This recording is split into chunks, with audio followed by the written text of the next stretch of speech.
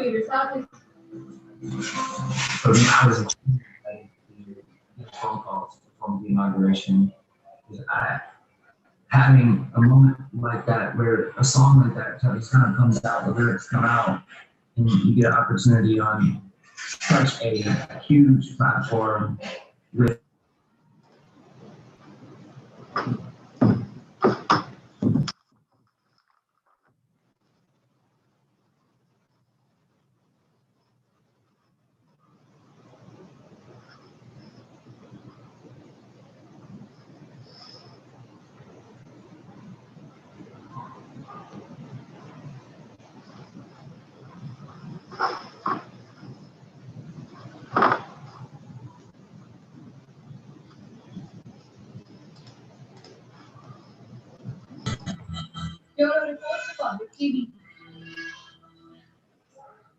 Well, the head of the BC National Guard has said that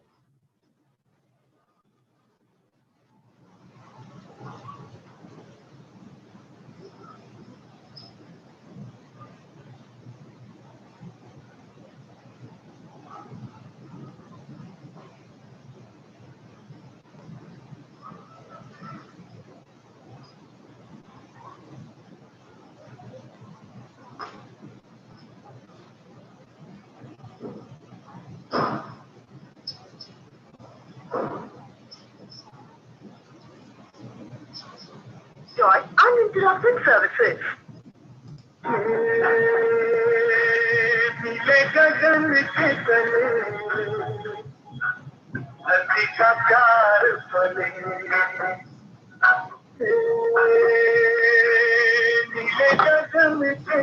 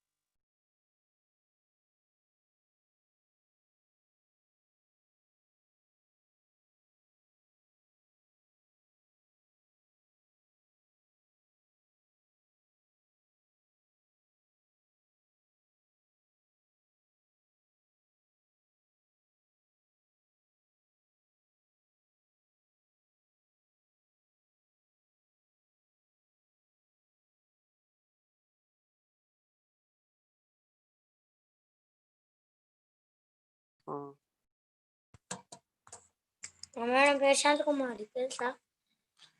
తెలుసు madam పేరు తెలుసు కానీ పేరు చదువుతా వీళ్ళు తెలుసా నీకు?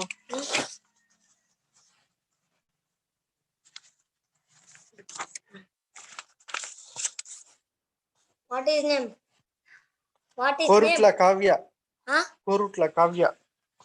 కోరుట్ల కావ్య అంటే ఎక్కడ చదువుతుంది మేము? కోరుట్ల కావ్య. కావ్య అని పోయితే ఇద్దరు అక్కసేనా? కోరుట్ల కావ్య తండ్రి పేరు నరసింహారావు, తల్లి పేరు వెంకటరమణ. తెలుసా?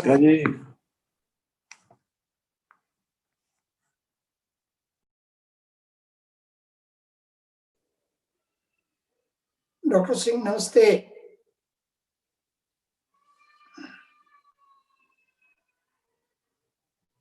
Unmute. Sir, namaste sir, how are you? Namaste, fine, thank you. So, how the things are going on? Things are going on as usual. Yesterday I enjoyed your books, sir. Both the books I enjoyed. Huh? I enjoyed your books yesterday. Which book? The Dharampal, Beautiful Tree. That's right. Yes. That's right. That I have translated to Kannada. Yeah. And Kannada University has already published it. No, really a beautiful book, beautiful book. It's a beautiful book. Yeah, eye-opener to all of us. Namaskar, Shankar. Shankar, namaste. Shankar ji, namaste. Narayana.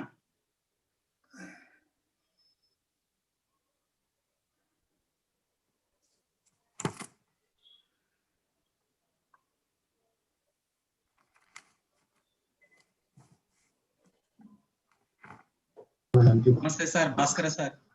Namaste sir. Suggested good book sir. Let us. Namaste sir, namaste. పోస్టులు తప్ప మిగతా అందరికి ఎందుకు video అవసరం లేదు. ఏమవుతుంది మధ్య మధ్యలో షేక్.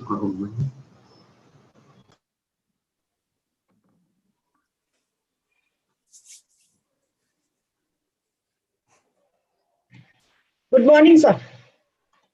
Good morning. Morning.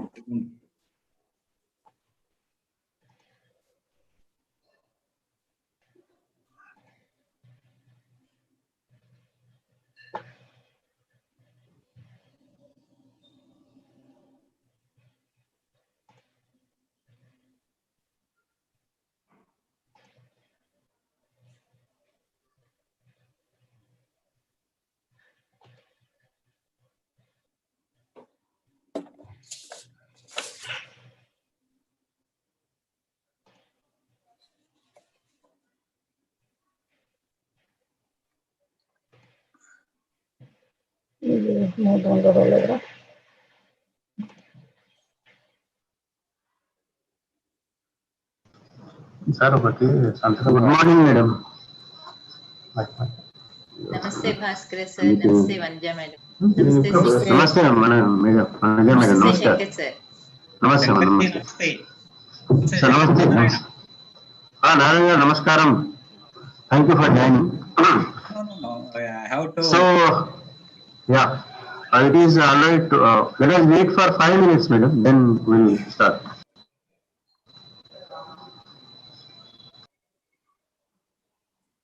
I'm downloading, sir. I'll just try one screen sharing before we start. No problem. We have given you co-hosting, then you can do. Yes, sir. Sure.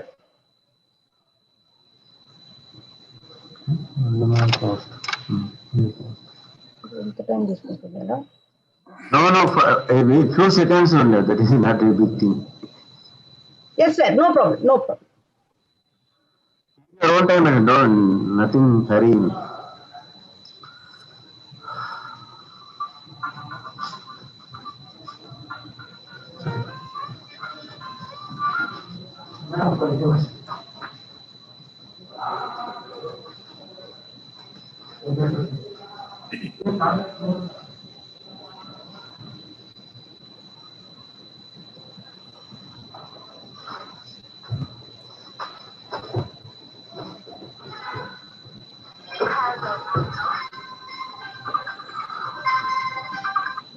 Madam.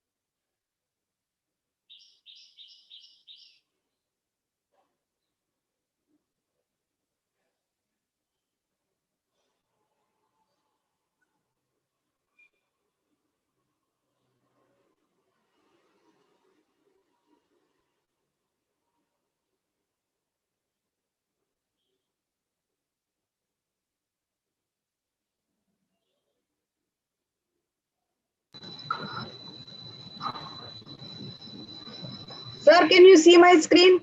Yeah, madam, excellent. It is visible. It is visible. Okay, sir. Then I will stop it, and when you say, I will start. Yeah.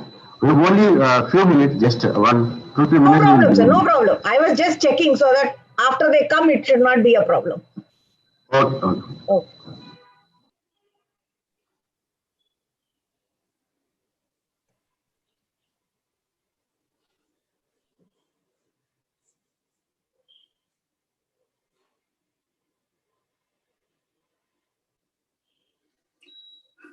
Dr. Singh, Sir, what about the second book? the second book I Check it on the am net. going through, sir, going through. Yeah, no, second book. Yeah. See who writes the peacock. She writes a peacock. So I am going through, sir. You will get it in the net. Okay. Yeah, I am going through the net only. Yeah. Because the book is not available in the market. Yeah. Really fantastic book, sir. It's a very interesting book. Yes. She came to Bangalore and other places, interviewed a lot of educationists In my throughout opinion, India. Every teacher educator should go through this book, sir. In fact, it's a very good book. Yeah. And all the higher education people must read it. Yeah. Yeah. Fantastic. Yeah. We'll start now. Good morning, friends. Once again, the second day our national webinar on national development, teacher education, NEP 2020. I welcome you all. It is a wonderful participation from you all. I hope this day we'll discuss more important issues. That is, the main theme of the day is a reimagination of teacher education.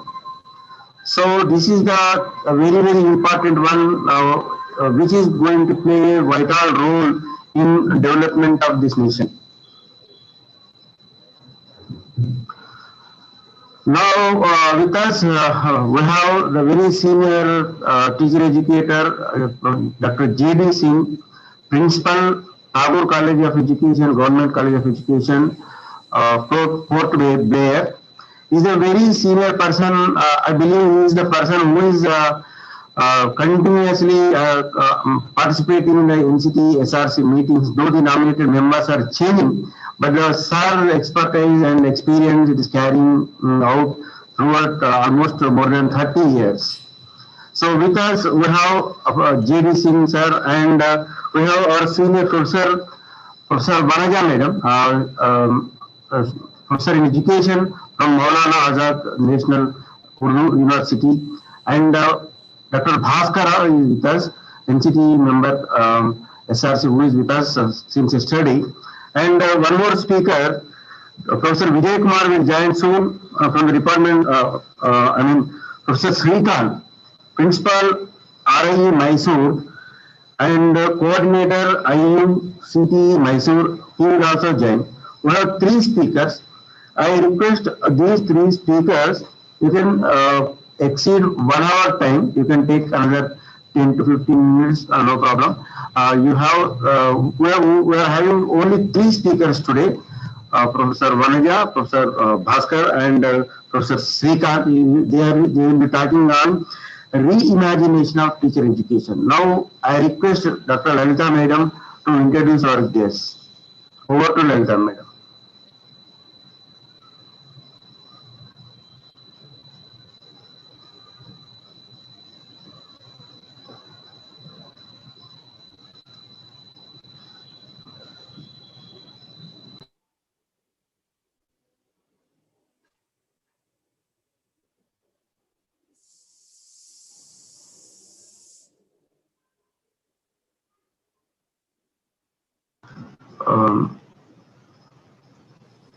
Dr. Lalita, are you there?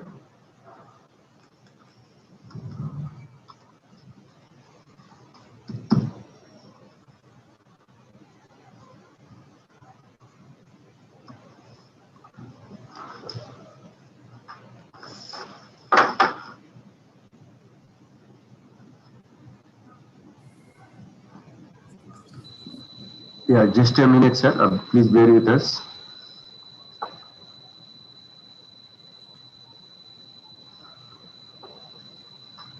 Yeah. Because of technology, we have a lot of problems and lot of benefits. So now she joined now. Just wait.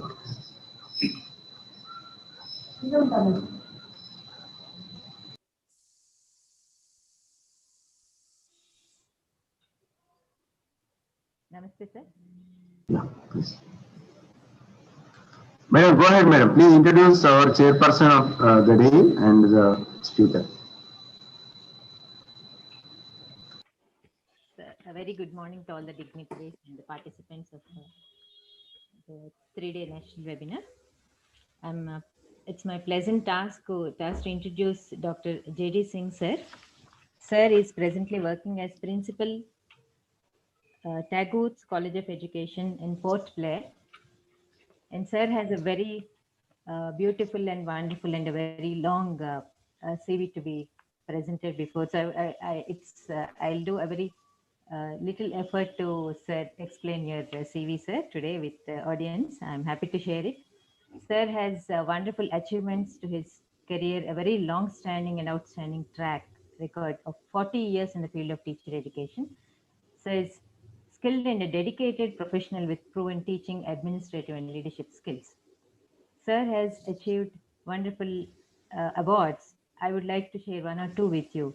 Sir is bestowed with Lifetime Achievement Award in Teacher Education by City in 2018-19. He is responsible for ideating and implementing the concept of demonstration multi-purpose schools at all levels. He is also recognized as an innovative practitioner for successfully running the 4-year integrated education program since its inception in 2002-3. Sir, this will be really wonderful to have you here with us. And Sir's career track has wonderful administrative positions.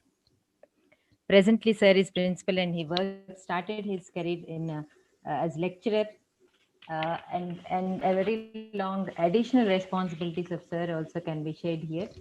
A beautiful research experience, successfully mentored 2 candidates which resulted in PhD. Sir is UT representative in Eastern Regional Committee and also representative in Southern Regional Committee.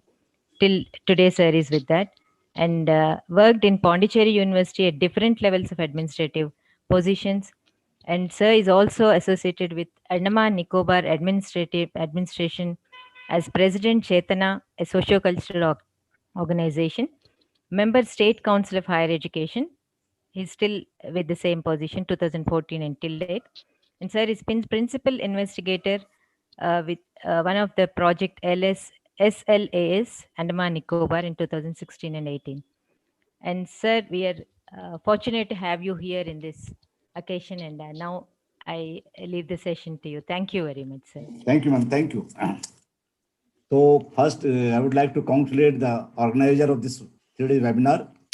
Yesterday, the very live discussion was there. And I hope today all the eminent and prominent resource persons like Professor Vanaja, Professor Srikanth, and Dr. Bhaskara, who are working in the field very sincerely and dedicatedly. So I would like to invite first Professor Vanaja, who will highlight on this reimagination of teacher education. Professor Vanaja, please.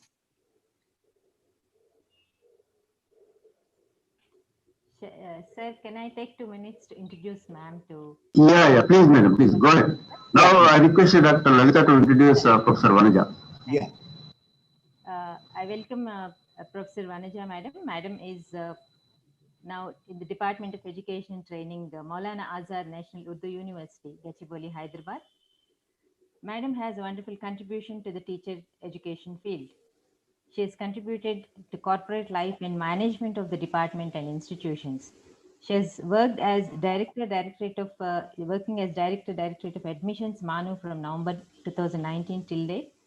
She is a finance officer of Manu from September to November 2018. And Madam has various administrative positions held at different universities. She is also a subject expert for EdCET admissions. And Madam has publications to her credit. She has published 19 books and 7 books in edited books and research articles that are 11 in number, and many conference proceedings and newspaper articles, and her total publications are 50. She has awarded 14 PhDs and 19 MPhils and 80 MEd guidance has been done by Madam. Madam is also associated with organizing various national seminars, and she has been worked as organizing secretary for various seminars. And to her credit, we have 22, Madam has 22 seminars and conferences, and in various aspects, Madam is associated with research and publication. So we are happy, Madam, to have you here with us, and thank you very much. Yes, Professor Vanaja, please. Good morning, everybody. Thank you, J.D. Singh, sir, Bhaskara, sir, Ramakrishna, sir, Shankar, sir, Lalita, madam, and all the others who have joined today. So at the outset, let me thank OU for considering me good enough to be among the senior luminaries to present a few of my thoughts. And when Ramakrishna, sir, asked me about reimagining teacher education in the light of NEP. So I have titled my topic as rethinking teacher education. So on the basis, and most of it is going to be technology oriented. So that how do we bring in the technologies of 21st century, and how do we change our teacher education to suit the needs of the present 21st generation learners. So once again, I thank the organizers for giving me this opportunity. And if permitted, I would like to share my screen, sir. I have a presentation. Please, madam, go ahead. Please.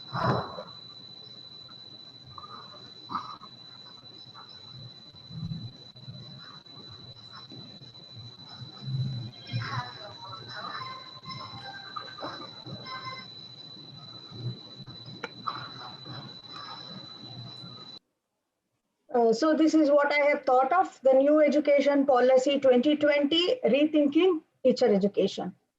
So the NEP has talked so much about school education, but the welcoming aspect this time is that relationship between teacher education and school education is very much in focus in the document. They are not two separate entities, but two people who have to go together. I would say it is a collaboration of both these organizations who only can make NEP a success or a reality. So if I have to think of a teacher education program, just giving what they have said, the 4-year integrated program or the 2-year integrated, the 1-year B.Ed, what are all the aspects possible? I would also like to share that I am from RIE and I have done my integrated course from there. Way back in 85, 87, my MSc Ed degree. And I'm proud to say that integrated teacher education program that I have attended and been part of is probably the reason why I can say that I have some success as a teacher educator. My success measures to what I did in my alma mater, what I have learned there of nicely integrating my physics with my teacher education program. And later on as a science teacher educator, and then as a person who is now doing little work in teacher education, I feel the integrated course definitely has its benefits. Yes, the implementation, yes, there might be some problems, but I look at the welcome sign of this 4-year integrated B.Ed is going to lead teacher education towards the professionalism, which probably we all feel there is something amiss.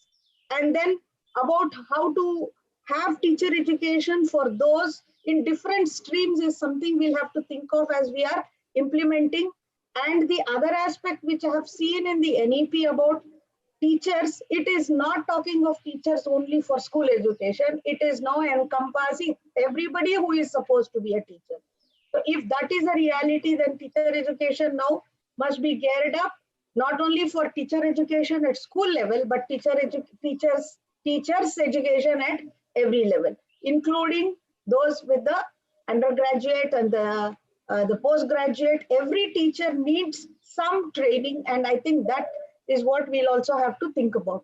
So in this, the aspect which again caught my attention was about the National Education Technology Forum. This is something which I would like to highlight in my part of the talk, where the National Education Policy is talking of using of technology in teaching in order to improve classroom process and enable disadvantaged groups to have easy access to the classroom education, and also to enable professional development of teachers. The use of technology is to be encouraged. If I begin my the COVID time of what I would call as some sort of a sannyas, where we did have a lot of thinking and lot of brainstorming, which each of us have done within the confines of our home, the first problem for me was, how do I connect to all these technologies? Yes, we are talking of technology, but this online classroom and online, all these things were something which were really new to me also. And so the first thing I did was I joined an FDP program run by one college from Varanasi. And so in one or two programs, when I put my name as Professor Vanaja, they did not give me an admission. So I pulled out the professor conveniently, put it as Vanaja, and joined an FDP. So when I joined the FDP, it was like taking all my baby steps. So from writing, they did teach me how to make a Google Classroom. They did teach me how to have attendance, and then how to record using the open softwares, audio recording, video recording. So all these were practical aspects.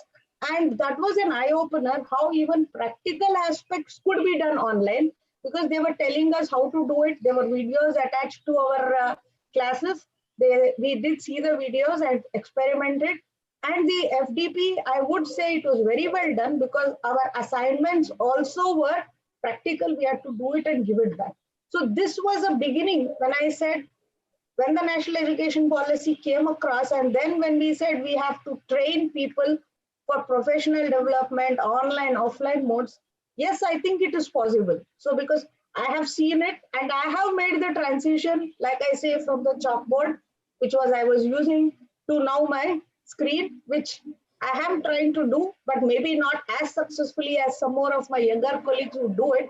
But yes, definitely we are trying to do it, because we are from the generation which has to make a big leap now towards the technology. So now, if the new educational technology forum is being set up, so that the skills they need, I would just like to put across my ideas, where in the policy also they are talking of interactive teaching and analysis based teaching learning. So all this, whatever the policy is saying, I just thought, what do we do? Now I would say now we are at the crossroads, and it is a time for change. We need to change, and the change is for the better. So just going back, what I have seen in a UNICEF document, what are the characteristics of a 20th century classroom? So the 20th century classroom to 21st century classroom, I looked at it, and it looked very, very apt for us. And I would say now it is the 20th is before the national education policy, and whatever I'm calling as the 21st, it could be after the national education policy. Something like a pathway for us to just think about. So the characteristics of a 20th century classroom, definitely it was teacher centered. Learning experiences were there, but definitely it was teacher centered. The curriculum was definitely fragmented into different subjects. There was focus on memorizing of facts. It was mostly text-based and textbook driven. It was time-based. So there was something like our time frames which we were putting and trying to do it within the time frame. As we always lament, it is passive learning, lack of student engagement, interest or excitement. Yes, we have changed. Then the learner is within the four walls, and then the learning, the school students have, they'll actually work in isolation, because then the classroom, they were confined where it was mostly teacher driven, and this freedom for the students was also not the expected amount. So there were other things also. So who was judging the entire student's work? It was only the teacher. It was a single bench judge who was deciding what the student has to do. Then the most important vehicle for all the information which was being transferred was the print media. And definitely we did see that the diversity in the classrooms was not given the importance it was to give. And it was based on literacy in the 3 R's. So this is what I would say, it was for the industrial age of the 19th century. So these are some of the tools we have all been using and we are very familiar with. Now so I would end up saying the 20th century learning is passive, isolated learning, which is disconnected for the student and for the teacher and the process. Now we need to go to a 21st century classroom. Yes, before COVID, if I said this is how my students are sitting in front of in a class, I think we wouldn't believe it. But today it is the reality, where my students are sitting in front of a laptop. I am sitting in front of a laptop, and you are all sitting in front of a laptop or any tool, and we are connecting with each other. So now the characteristics of a 20th century classroom, which I envisage, it is more student-centered. The teacher is a facilitator, a coach, or a guide. The curriculum needs to become integrated, interdisciplinary. There need to be standards and progressions on base of those standards. So it is not a single judge who decides whether I have passed or no, but I need to have some standards and whether we reach those standards or no. And learning is designed on the upper levels of Bloom's taxonomy, that is the revised Bloom's taxonomy, and not on the lower levels. Then the teaching learning should be research driven and outcome based. So we are also already knowing that how to make outcome based education. Then what is the active learning?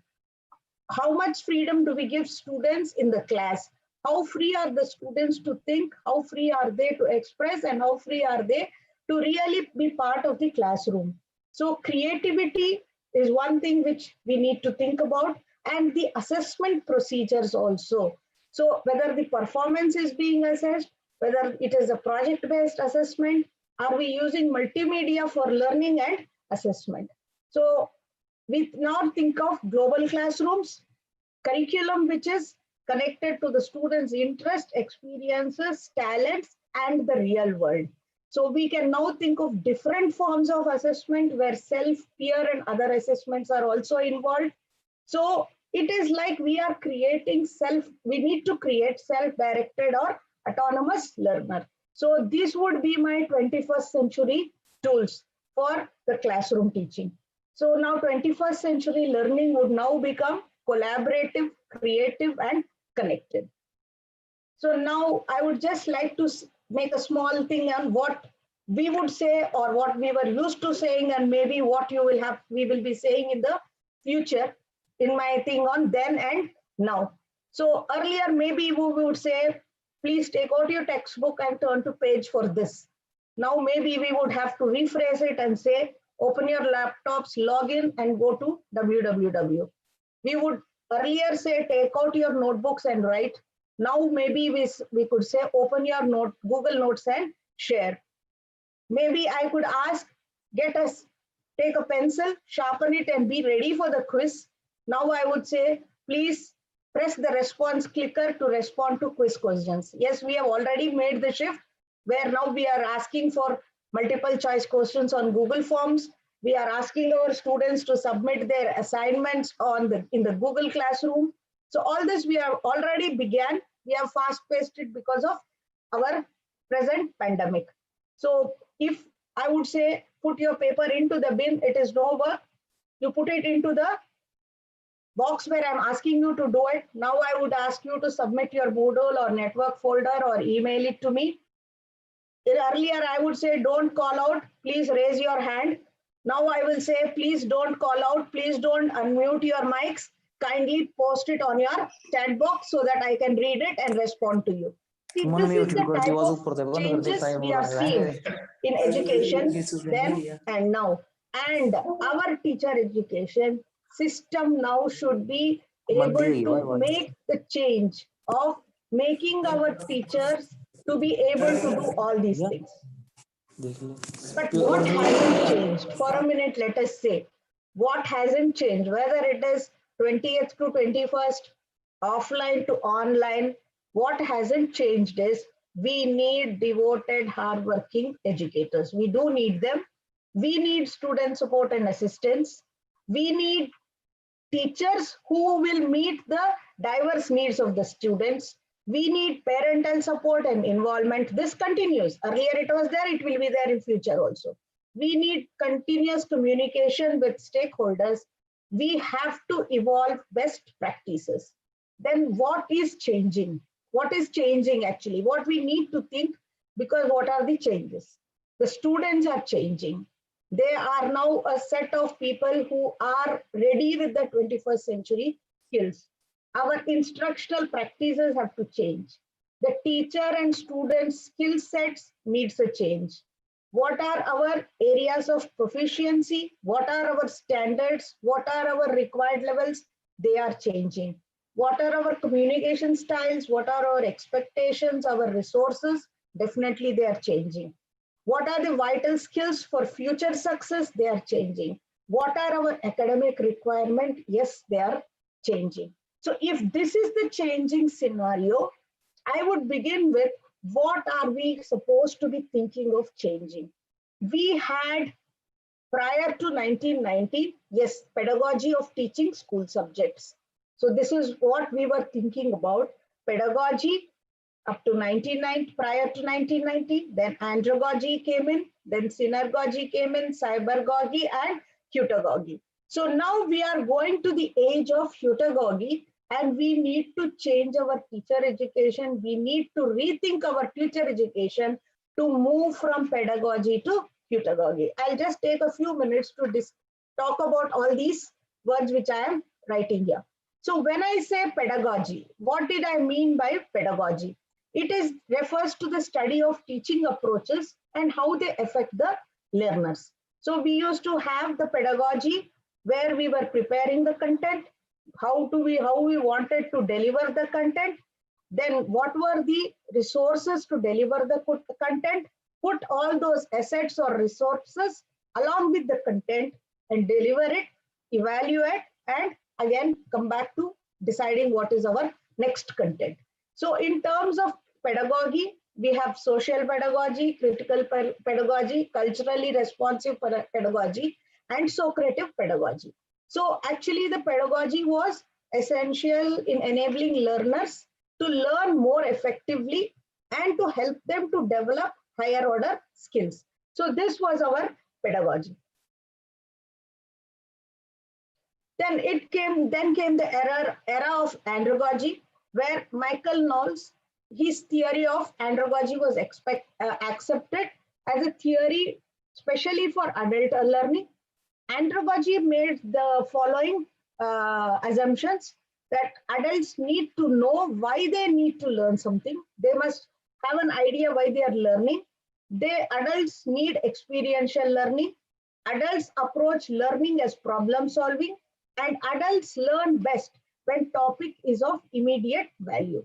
So this was the base of andragogy, but I think it is now also suitable for our regular education because everybody needs to learn something. They must have experiences about it. They must know about problem solving, and every aspect needs to have some immediate value.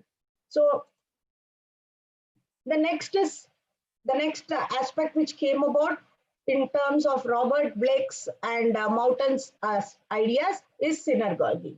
Now, synergogy is a systematic approach to learning where small teams come together, have structured interactions and non-directive intervention.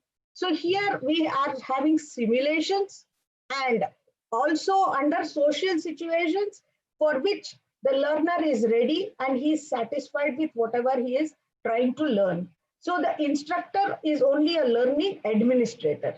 The instructor provides educational materials from which knowledge or insights can be acquired, and instructional designs are created so that action learning can take place and stimulated learning will result. Then the next is what we call as pedagogy or paragogy. In terms of pedagogy and andragogy, this is actually put across by John Seeley Brown, who talks about where pedagogy involves peers or groups of learners learning together and teaching each other, which are used interchangeably. So it is co-learning and co-creating. So in this, the groups of students, participants use digital tools, so they co-construct knowledge and they connect with each other. So it is pedagogy or paragogy is peers getting together and learning something or creating something new. The next aspect is cybergogy. This is a framework for creating engaged learning online, which is an idea put across by Wang and Kang. Now this framework, it synthesizes the fundamentals of pedagogy and andragogy to structure an approach to online learning. So in this, there are three overlapping domains: the cognitive, the emotive, and social value. So in the cognitive factors, we have the prior knowledge, experiences, the achievements and the goals we want to reach, the learning activities, and the cognitive learning styles. And in the social factors, we have the personal attributes, the community, the communication, and the context. In the emotive factors, we have the feeling of self, feeling of community, feeling of learning, and the feeling of the learning process itself. And all this takes place in an online environment, creating an engaged learner. So cyberpedagogy works on these three factors in the atmosphere of online learning environment, creating an engaged learner. So the heterogogy concept is a learning and teaching approach that is primarily self-directed or self-determined. So it is learner-centric, and help is bent on developing learners' autonomy and enabling them to take control of their own learning. So the heterogogy is having at its core the individual empowerment through equipping learners with a variety of skills and competencies to help them have self-formation. So heterogogy is the word now. So I would just show you, if this was 1919, this is 2019, where the classrooms have changed. Then in 1960, the portability meant where you had the textbooks or books and the board. The 2019 portability is having social techniques where they are carrying whatever they want to the class. So in 1950, air conditioning was open classrooms in the open air. 2019, I am talking of classrooms with air conditioning. Now there is another aspect which we can think of, the moving of the classrooms from 1.0 to 4.0. So what are the 1.0 classrooms? So in a 1.0 classroom, instructivism was a standard approach to teaching and it emerged from the positivistic and post-positivistic paradigms. So here it was characterized by the chalk and talk style, and learning outcomes and curricula were already predetermined by the teacher, and it was primarily delivered in a didactic fashion. The same information was provided to all the learners regardless of their pre-existing knowledge and skills. So the education 1.0 was characterized by an authoritarian teacher, a passive student, and it was a teacher-centered system, and use of technology was nearly forbidden in the classrooms. Then the 2.0 classroom.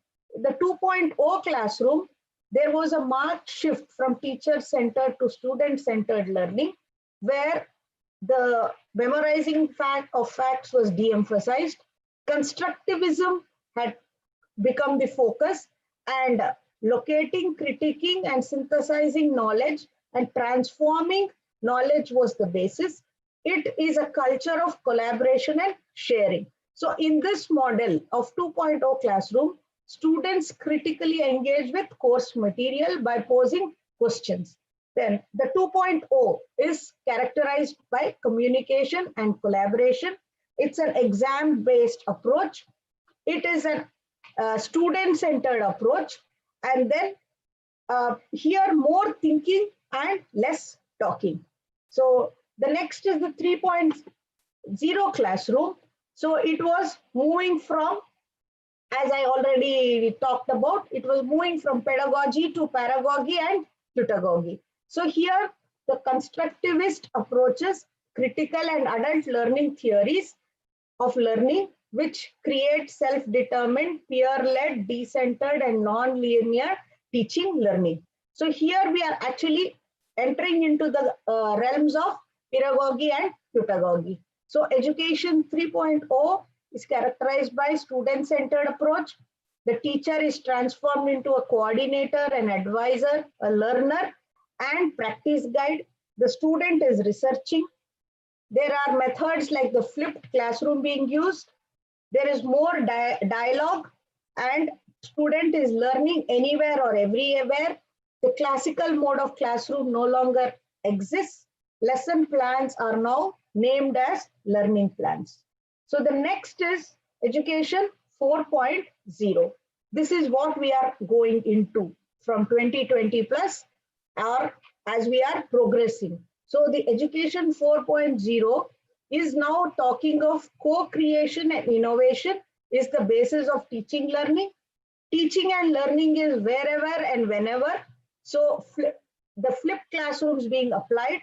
Then we have interactive practical exercises which are face-to-face. Then learning is done at home or outside school. Development of personalized teaching and learning. Now learning plans, what we called as lesson plans, changed to learning plans.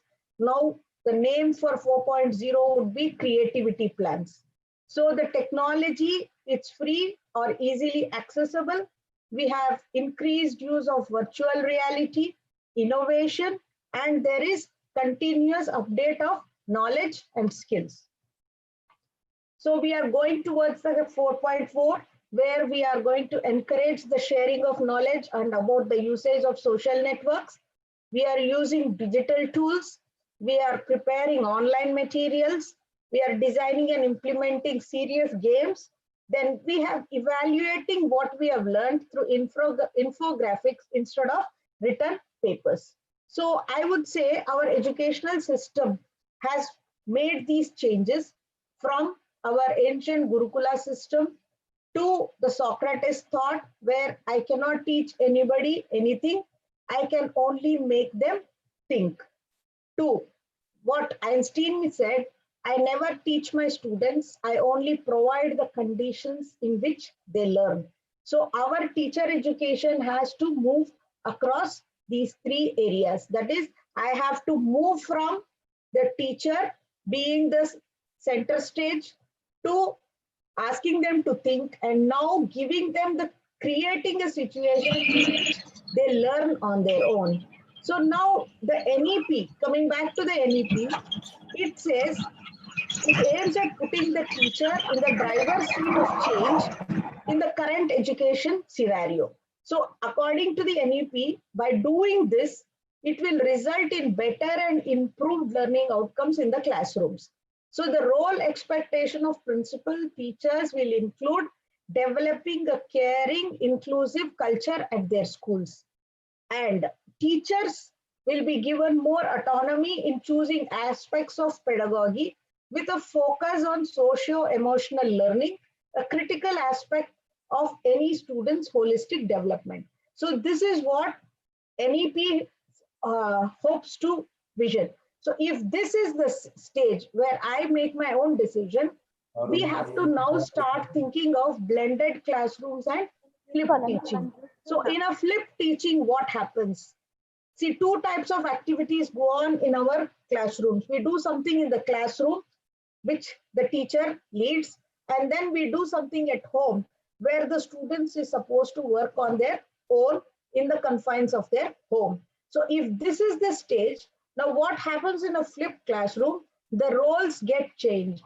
Whatever the teacher was talking in the classroom is recorded, a video is made, all the knowledge transfer takes place at home. So the teacher, whatever they want to deliver as a lecture is delivered in the form of a video or an audio and circulated to the students, and they listen to it at home. So at home, the student watches the lecture, prepares questions for the teachers. Then what happens in school?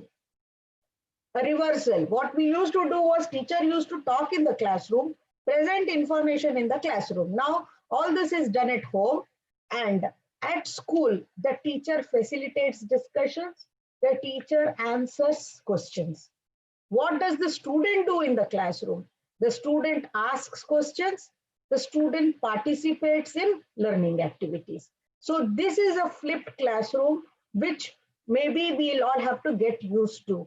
Our teacher education system needs to gear up to make teachers, student teachers ready to be part of the scenario of flipped classrooms. So we now have to create students, we have to train students to make their own videos with the available open softwares, to make their own audios, to make their own lectures and pass it on to the students so that they watch it at home, read it at home, or listen to it at home. So the classroom becomes discussion forums, the classroom becomes activity centered.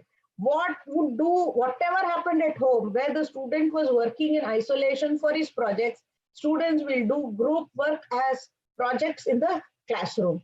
So this is one scenario we'll have to get ready with. Then we are all used to project-based learning, but now the project-based learning has to be done in the classroom where they do the peer group work, and it is done with the facilitator and in the vicinity of the teacher there, who will only be guiding them and not doing any other activity other than facilitating them. So we have to think of project-based learning. We have to think of cooperative learning. Yes, where we have students cooperating with each other, group work, so that they perform individual tasks, and finally they have individual specific roles, and finally as a group they do group work also. Then we have gamification. Yes, this is the buzzword of the day, where we have to think of gamification of our and creating of the non-lucid environments, and the dynamics of classrooms will change. Then the next aspect is design thinking. We have to think of bringing this design thinking into our classrooms. So what does this design thinking mean? We are borrowing this from the field of engineering. So here we have to think first, we have to empathize, then we define, then we create an idea, make a prototype, and then test it. So we'll have to design thinking so that our students are taught how to think. So these are the techniques we'll have to again think and introduce in our teacher education system. So what we have to think about later on now is about thinking-based learning tools. So we have to develop thinking beyond memorization. We have to teach students to conceptualize, analyze, relate, argue. That is, in short, we have to convert information into knowledge.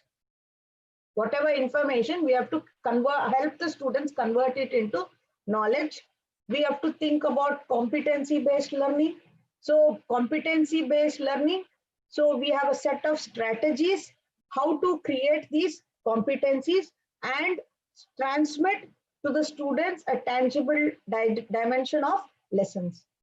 So now if I come back to our teacher, if I'm thinking of rethinking about my teacher education, what are the fluencies I would like to have my student teachers ready with? I need them to have a solution fluency.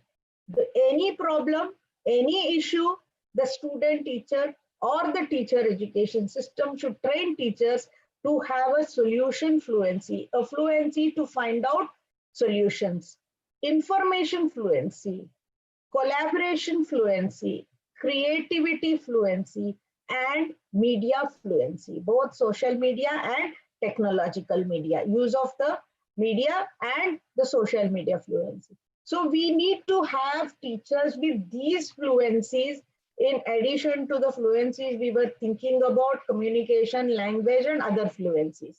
Next, what about the literacies?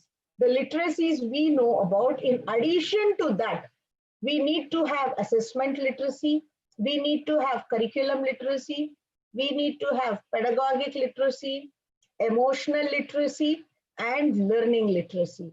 So the literacies we have today need to be changed or need to include these new literacies also. Every teacher, student, teacher should know what are the different types of assessments, what do we mean by assessment, and how does he use them. So he becomes literate in it, he understands all these terms. Then, who would we call as an effective teacher now? If I have to create an effective teacher will become a guide on the side and not a sage on the stage. So an effective teacher would be beside the student, facilitating, enabling the student to be a learner. Then the effective teacher would be one who anticipates the future. He or she would be one who is a lifelong learner, is one who fosters peer relationships, is one who can teach and assess all levels of learners, is able to discern effective versus non-effective technology. So these are the qualities of the teacher, which again are slightly modified from what we have in our textbooks.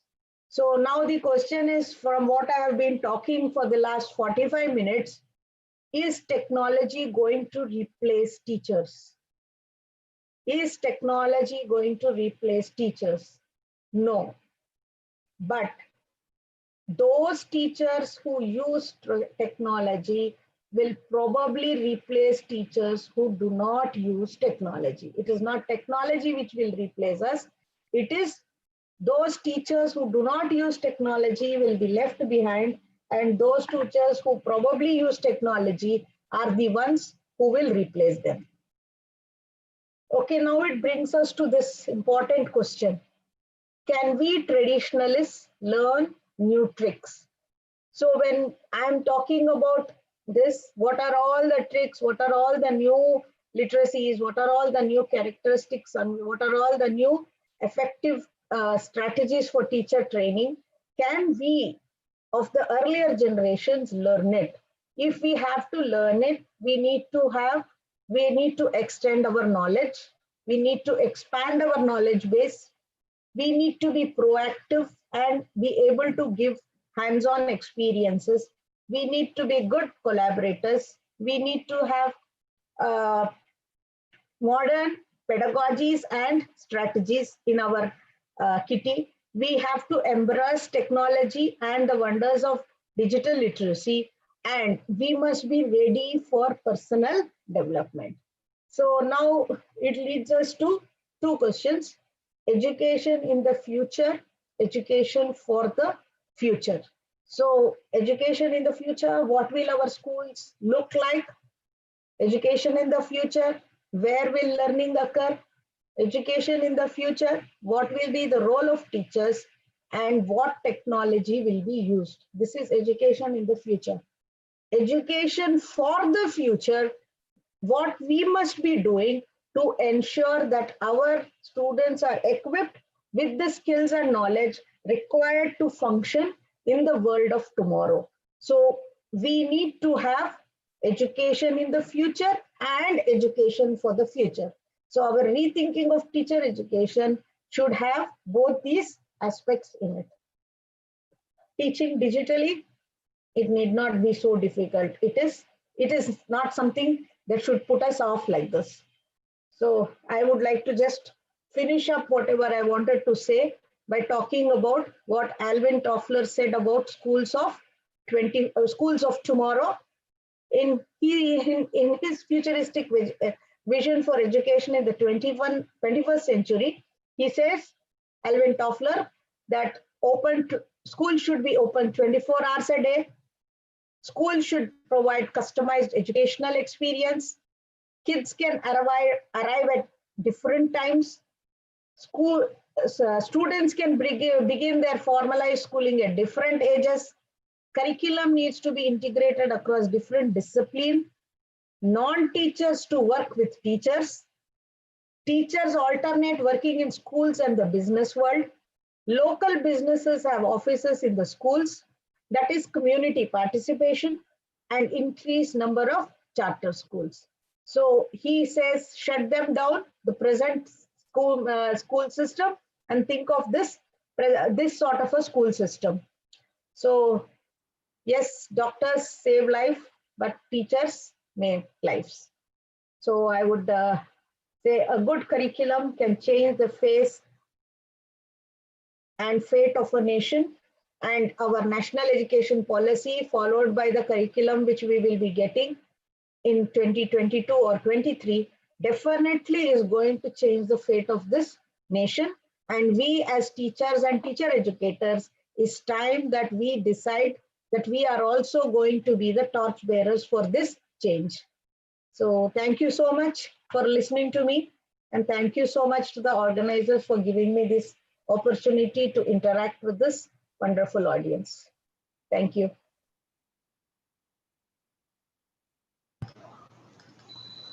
Yeah. Now it is open for the question answer session, I think. Yeah, please.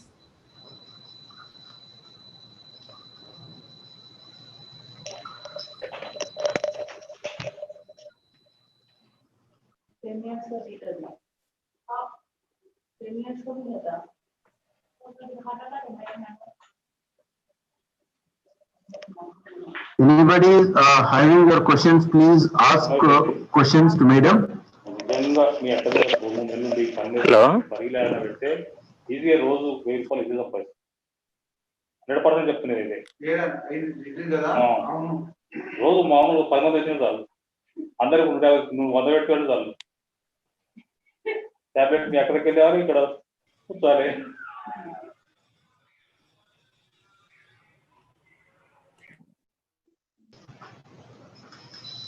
Yeah, please don't talk. PM Reddy, Mr. PM Reddy, don't talk, please. Mute yourself. Anaja madam, good morning, Andy. Very good morning, ma'am. And thank you, madam. Thank you very much for a nice presentation regarding the role of the teacher in national development NEP-2020. And I very much thankful to you, and I very much appreciate the slides were prepared very well, very good, madam. So if you send the PPTs to our mail or group, it is very useful to store as well. Is there any possibility of share PPTs to us? Yeah, no problem. I will share it with Shankar sir. Okay, ma'am. Okay. Very useful. Madam, please share with her. We will share with the participants. No problem. Who have their email? Yeah, definitely. Thank you. See, I would like to ask the participants, please pose some good questions so that we have interaction of 5 to 10 minutes. Then we will move to other session. Just having the information doesn't make any sense. Now we reflect on the talk given by very good talk given by the madam, and she brought very good inputs to this webinar. Now we have to critically look into her talk, and I request all of you to give your reflections and ask questions, queries, support. Sir, can Yeah, please, madam, please. I request Jerry Singh sir and Lalita madam take care of this concluding of this. Namaste, madam. Madam, I have we all know as teachers, it is pedagogy evolves from the context, and you have a very critical reflection over and historically how the technology component has been influencing it. But at every change, we all know it's permanent. Yet, if when this transition is happening, we always are associated with value conflicts at various agencies and various levels, ma'am. So this is how to address this kind of changing over, and when we are stuck with certain universal values, which we are unable to probably transfer to the next generation. So this is mine. You say, I would differ with you in one way. There is nothing called permanent. Oh, that's what, ma'am. I said change is permanent. Every second there is a change. Yes, ma'am. This world is full of entropy, and science says there is nothing called permanency of anything. So it is in our mind. I would simply say it is in our mind. And COVID, as I said, has given a good experience to us to think of all this. See, would we imagine in January 2020 that we would be having a webinar of this sort in January 2021? And if somebody had told me to join online, I would have said no. And today we are all able to do it. And my generation would not have thought of doing anything other than writing on the blackboard. Anything other than teacher, know it, do all, everything is to be directed by the teacher. We are changing. Yes, we are a little slow. There is inertia. What about the values? With each innovation, with each change, come a set of new problems. As you said, all this is very nice, but use of social media, use of all these gadgets, use of all this has brought in lots more of problems, no doubt about it. But then anticipating problems, we cannot say we will not change. See, it is easy for me to control the class, and finger on your lips technique is easy to keep them all quiet. But now I learn and I understand that finger on your lips, a quiet learner is not what I want. I want an active learner. With this, I am creating some more problems in my mind, because for me, a classroom is one where students are sitting very neatly, sit upright, sit straight. These words make no sense now.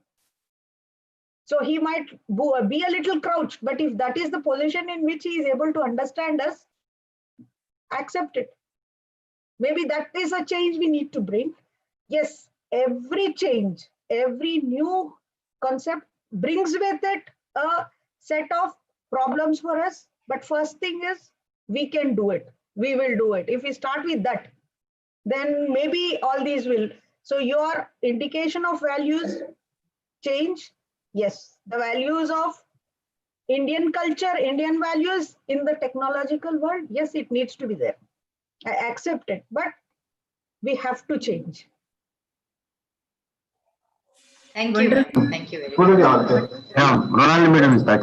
Yeah. Wonderful, Vanja madam, you have gone on a marathon way. You have given all the drifted from the past to the present and future, and this is a wonderful presentation. But for me, I was just thinking, it's all good. It's all good to think. It's all good to view. It's all good to, really see the wonderful changes that are happening. But think in terms of Indian context. How do we address this through our teacher education curriculum? Like gearing up, how do we gear up? What are the strategies we can use to really think of? Like let us say the kind of networking and internet facilities and all such things in view of our, the rural kind of students and facilities not available to them. Can we have some very effective strategies where we can reach out to all the children through technology? Ma'am, this I also said no. As all of you at your centers of Pandit Madan Mohan Malviya are doing, courses where you already design the videos, yeah, which are reachable to everybody, and put it on Swayam platform. In this period, I have recorded 2 lectures for 2 people to put it on Swayam platform for teacher educators. So for the beginning, yes, since the government of India is now ready to give us some facilities, when we are recommending, I think it is time for us to tell what are all the infrastructural needs which need to be put up. Okay. The other thing is, ma'am, as you said, instead of writing books, now it is time for us to produce good lectures and make a library of lectures, and all these lectures should be available across the country. A consortium of lectures, maybe we will begin with you and me, make some lectures, keep it ready for in different languages also. So it need not be in English, we can record in our local languages so that it reaches everybody and all the good lectures are put together. Maybe one way of beginning it. The other way, as you said, yes, ma'am, there are some infrastructural problems. Maybe we will get over it, and how to get over it, like the free textbook systems. Our Indian engineers are very good, so they should be able to produce some equipment for us at a cheaper rate and available to all. So next, maybe it will be, instead of free textbooks, it will be free IT sector modules. Yes, ma'am, I hope I answered you. Yeah. So this transition adopt, that is the problem, the whole life. I'm dreaming big. I'm thinking too big, I know. But if we dream big, we have little baby steps to take towards that. Time takes to create all those e-resources. Already OERs available, but still to access them itself is difficulty for our students. That is the whole issue we need to tackle now. Thank you. Thank you. Okay, ma'am. Thank you so much for Madam, from my side also one observation. See, with the teacher educators. Sir, okay.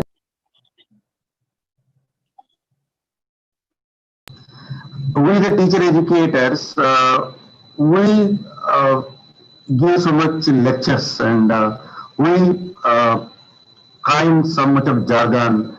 But when coming to the teacher education institutions, we never practice all these pedagogies except the lecture cum demonstration method, even in the so-called pedagogy classes.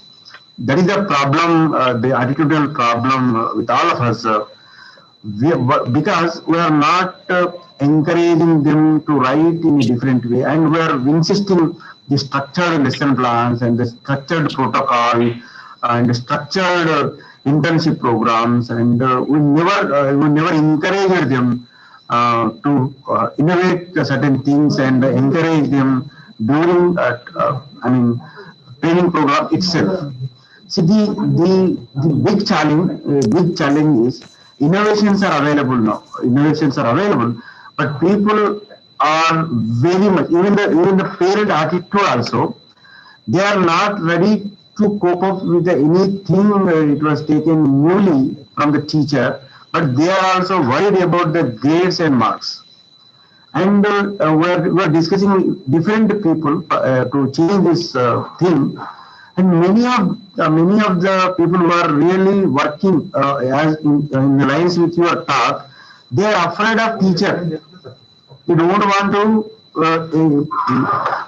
enlighten the teacher. They want to teach direct to the student, but they are not ready to come and talk with the teachers. This is the scenario we are finding now. The people are coming with the minus teacher pedagogy. So they are saying that it is not possible to change the teacher because they don't have the time and they don't adopt it. If you are ready to work with this, students and a little bit volunteers from like the facilitator, then we will come to you and will join hands with you. So we are facing such kind of situation.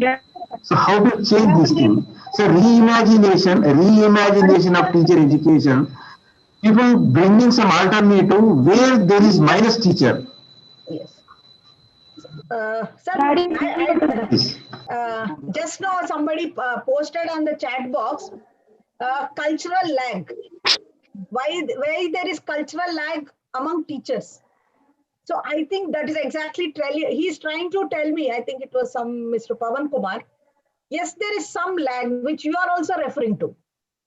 Maybe the inertia, the inertial mass to push out the teachers from where they are very comfortable. See, that has to come. Otherwise, we will be simply left behind.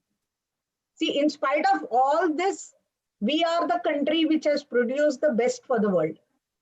Whether we say no, whatever be our shortcomings, the best brains of the world, some of them have come out from India, from this education system only.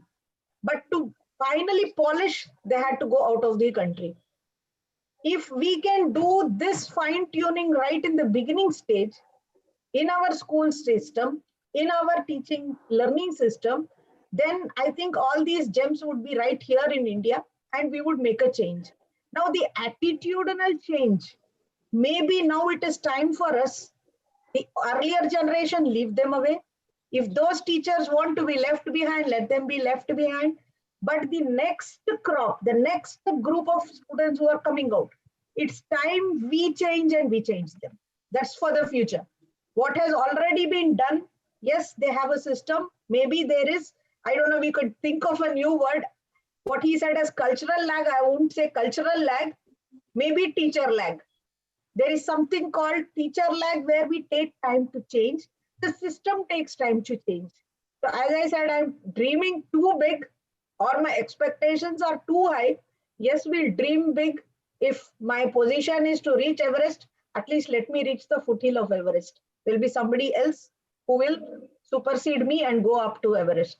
So the bringing an attitudinal change in both the system and our students is what is the challenge for all of us. From all that we are discussing now, yes, we need an attitudinal change. We need people who are ready to be the change makers. So it is time for all of us to put up our hands and say, I am the change maker, I am the torch bearer. I can change 4, I can change 5, I will change 10. And in my own level, if we start changing, Indian system, which is good, will become better and best. So that's what I expect our teacher education as a group of teacher educators to see that national education policy goals and vision and dream we fulfill as teacher creators, because everywhere, so teachers, we cannot leave them aside. Teachers are part of the system, we have to take them along. So teachers are to be the role models. Teachers are the epicenter of the change the national education policy dreams of. Hello. Thank you, madam. Hello. Thank you, Manuja madam. Thank you, sir. Yes. Thank you for sharing your views on the different paradigms of education, education 1, education 2, and likewise the others, and also have suggested to have the schools open for 24 hours, like the, okay. So, J.D. Singh, so you would like to speak? Sir? Please, sir. Madam, many thanks for providing such type of information to the group. This is really wonderful, and you have taken a lot of pain for preparing this PPT. Right, sir. So I am really thankful on behalf of all the participants. Next, Professor Srikant, you are Yes, most sir. welcome to present yourself. Professor Srikant, sir. Just a minute, sir. We'd like to introduce you. Yeah, please. Before that, before I ask Lalita to introduce you, Sir Professor Y. Srikant has consented to present on this webinar, and he would share his views on developing student competencies, the role of teachers and teacher educators. Now over to you, Lalita.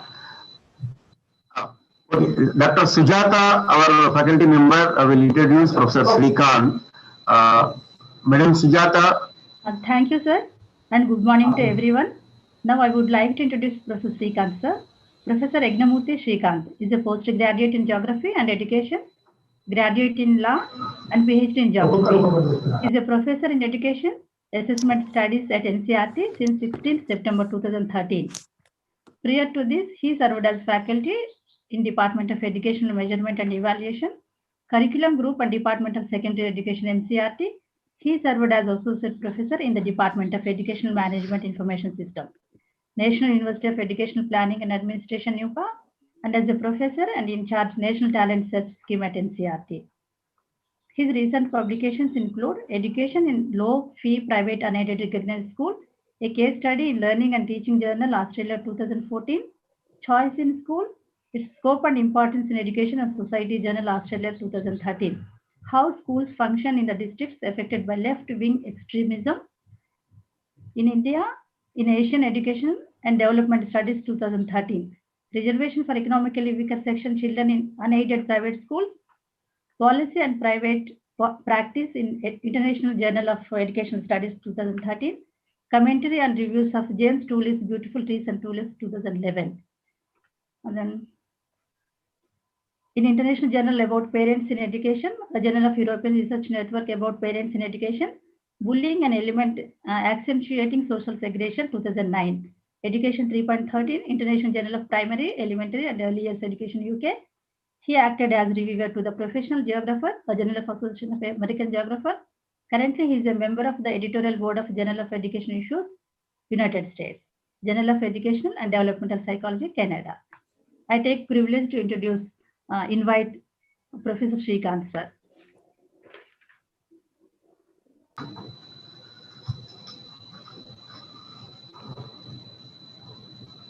Yeah. May I speak? Yes, sir. Please. Yeah. Namaskar. Thank you very much for that wonderful introduction. Good morning, sir. Nice to see you. Thank you, ma'am. Good morning. Today I'll be discussing about competencies, especially for the students, and how the teachers can help in accentuating these competencies among the students. I'll first of all take an example and explain about why we need to focus on competencies. NCERT sometime back conducted nationwide achievement survey. These achievement surveys are intended to assess the levels of students in various subjects. And this is being done on regular basis since 2001 at grade 3, 5, 8, and 10 levels. I'll be taking the example of grade 10, which for the first time was conducted in 2015. And again, later it was conducted in 2018. So in the 2015 grade 10 assessment survey that was conducted throughout the country for the students of all different boards, what we came to know was quite revealing. In fact, you may be surprised to know the students who scored more than 75%, their numbers were in single digits and sometimes zero at national level on an average. So in the sense, we normally expect and see a large number of students scoring more than 90% and sometimes even 100% in different subject areas. The same subjects were assessed as part of National Achievement Survey. And in that, the national average for various subjects was less than 5%. The students who scored more than 75% was less than 5%, except one board.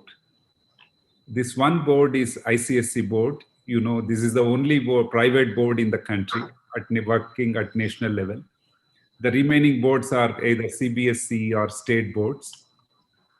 So this is one scenario. This scenario explains how we need to change our focus from content to competencies. The National Achievement Surveys focused on developing competencies. They focused on testing, assessing competencies of the students as opposed to content, which is talked about much in our classrooms and also tested in board examinations. Let me give you an example of what is content and what is competency. Content, I believe all of you are aware, in the sense when we test who is Akbar and what is the era in which he ruled the country, things like that in history, or even in science, when we ask about the cells, bacteria, anything for that matter. So this is focusing on content. As opposed to that, we can also have focus on competencies. Let me take a very basic example in mathematics. And you may also be aware of the fact that NCERT has developed learning outcomes for different levels from class 1 to 8 has already been developed and disseminated. And for the secondary level, that is 9th to 12th, it is developed and it is in the draft form. So what are these competencies? Competencies are abilities which include certain amount of knowledge, skills, and values. Say, for example, when we talk about content, normally you are all familiar when many of us who are old enough, at least who are in the 40s and 50s, are aware of the fact that, and more than that. So aware of the fact that earlier children were considered to be very good, smart, if they knew maybe in class 1 or grade 1, up to 500 or up to 1000. I mean, then you would say that this child is brilliant. The reason because he can remember so many numbers. So that was the condition. And this condition is nothing but just simply rote memorization, memorizing in order, in sequence. And if the sequence gets disturbed, the child would not be in a position to respond. So as opposed to that, now NCERT at grade 1 level has said that a child should be in a position to understand the relationship of numbers from 0 to 20. So what is this relationship? This relationship does not simply outline on counting from 0 to 20. It talks about how 5 plus 5 is 10, how 8 plus 2 is 10, how 3 plus 7 is 10. So like that. So in this way, it is not only addition and also subtraction and various other acts that are performed by relating these numbers from 0 to 20. So when this is the focus, then the children will be in a position to develop and extend this further to any numbers. If I know the relationship of numbers from 0 to 20, I will be in a position to apply the same to any other numbers that are taught to me at a later stage. So understanding the relationship of numbers is much more critical, especially at lower levels, so that the child is in a position to perform various other operations at a later stage. So that is the importance of this competency. So again, let me highlight with this basic example how we at NAS, National Achievement Survey, we wanted to assess this performance of the students. So with a single picture image, and which is also very simple to draw, we made an attempt to make the children understand. And this particular problem was, posed to the students of different regions. We went around to different parts of the country as part of our NAS, and we posed these kinds of simple questions. Say, for example, we drew, in order to make the children understand the relationship of numbers from 0 to 20, we drew a picture of a tree and also of a playground. And we drew some images of birds on the playground and some on the treetop. So let us say 6 on the treetop and 3 on the ground. So this learning outcome of understanding the relationship of numbers from 0 to 20 was being applied and tested through this image. So when we spoke to the students, when we asked them, how many birds are there on the treetop and how many they are there on the ground.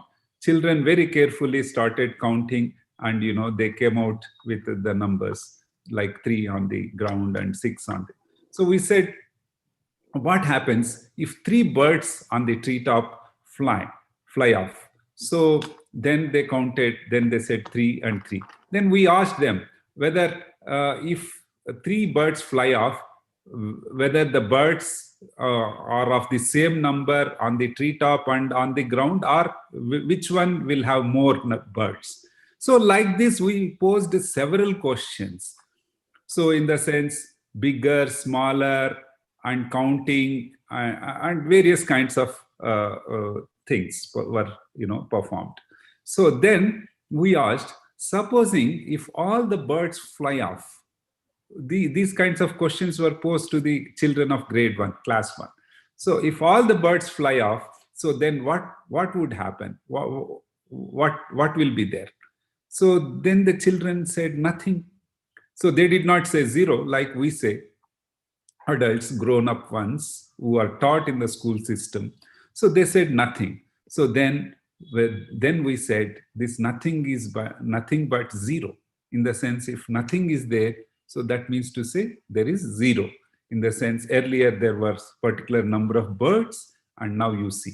So the concept of 0, it is very difficult to teach to small children. And when we try to attempt teaching the competencies of this kind through images, which are very attractive to the students, they are in a position to understand. So a child whose thought process is encouraged in this manner by giving practical examples which they can understand and realize, so then they will be in a better position to comprehend the most abstract elements that we otherwise talk in terms of, teaching of mathematics. So the purpose of taking this example was very simple and clear, that, like Jerome Bruner has said, anything can be taught to any student if the teachers have that willingness to teach them and they are motivated to teach them. Any complex act can be taught. So this is what was attempted. In fact, I do not say that this is the only example that you need to take. In fact, examples can be created. Examples can be discussed, deliberated, and you need to come out with good examples. So that's what I say. So when it comes to information, as we all know, like the previous speaker was also talking about, the times are changing. Like everybody says, everything, only the change is constant, everything is changing. But I would say that, yes, everything is changing, but still there are maybe, this is also my observation with regard to that particular discussion, that there are certain things which can be stable relatively, in the sense, though not in terms of towards a particular person or something like that, but in general, they can be very constant. So maybe love, we human beings need to, show affection and love. So that can be a universal value which can be constant. And being human is also something which is very important. And irrespective of whether you belong to 15th century or 21st century, you need to be human. You need to respect others. Maybe the kind of respect that we were showing earlier only towards elders, not towards children, is changing. We need to respect even the small children. So that's a kind of thing. So these are certain things. And why I'm saying this? Because when we talk about competencies, we also talk about values. We talk about how these values can be interwoven into the competencies along with knowledge and skills. So when we talk about the competencies, we should also talk about what kind of competencies we need to raise. Competencies do not only speak in terms of knowledge or information that we always emphasize on. We also speak about certain skills. we also speak about certain values. Say, for example, a competency in the so-called co-curricular area or extracurricular area, like say, for example, swimming. So what is that competency that we need to develop? Whether child has, I mean, it's not that, I mean, if you go into water, you will have to do like this, you have to swing your hands, you have to swing your legs, and then come out and things like that. That's an information. But actually encountering water in the water body and also for observing certain values is something which is very important, along with this skill, whether it can be a breaststroke or butterfly, whatever kind of swimming strokes that a child is interested.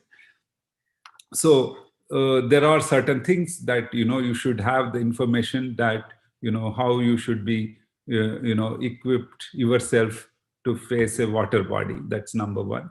Then when you go into water body, you should be in a position to use your arms, legs, etc. properly, and the kind of breathing that you need to take, etc. that has to be done. And along with that, you should also be having certain values. So if you are, participating in a competition, you should not run into the lane of others. So that's again a violation of the rule. And you should not piss in the water. That's why normally people ask that, you should take bath before jumping into the pool.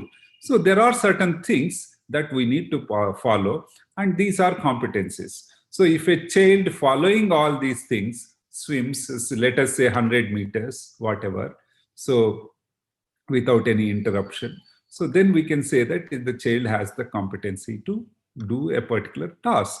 So this is the kind of thing that we expect. So the competencies are very clear. The competencies include certain amount of knowledge, certain amount of skills, and certain amount of values.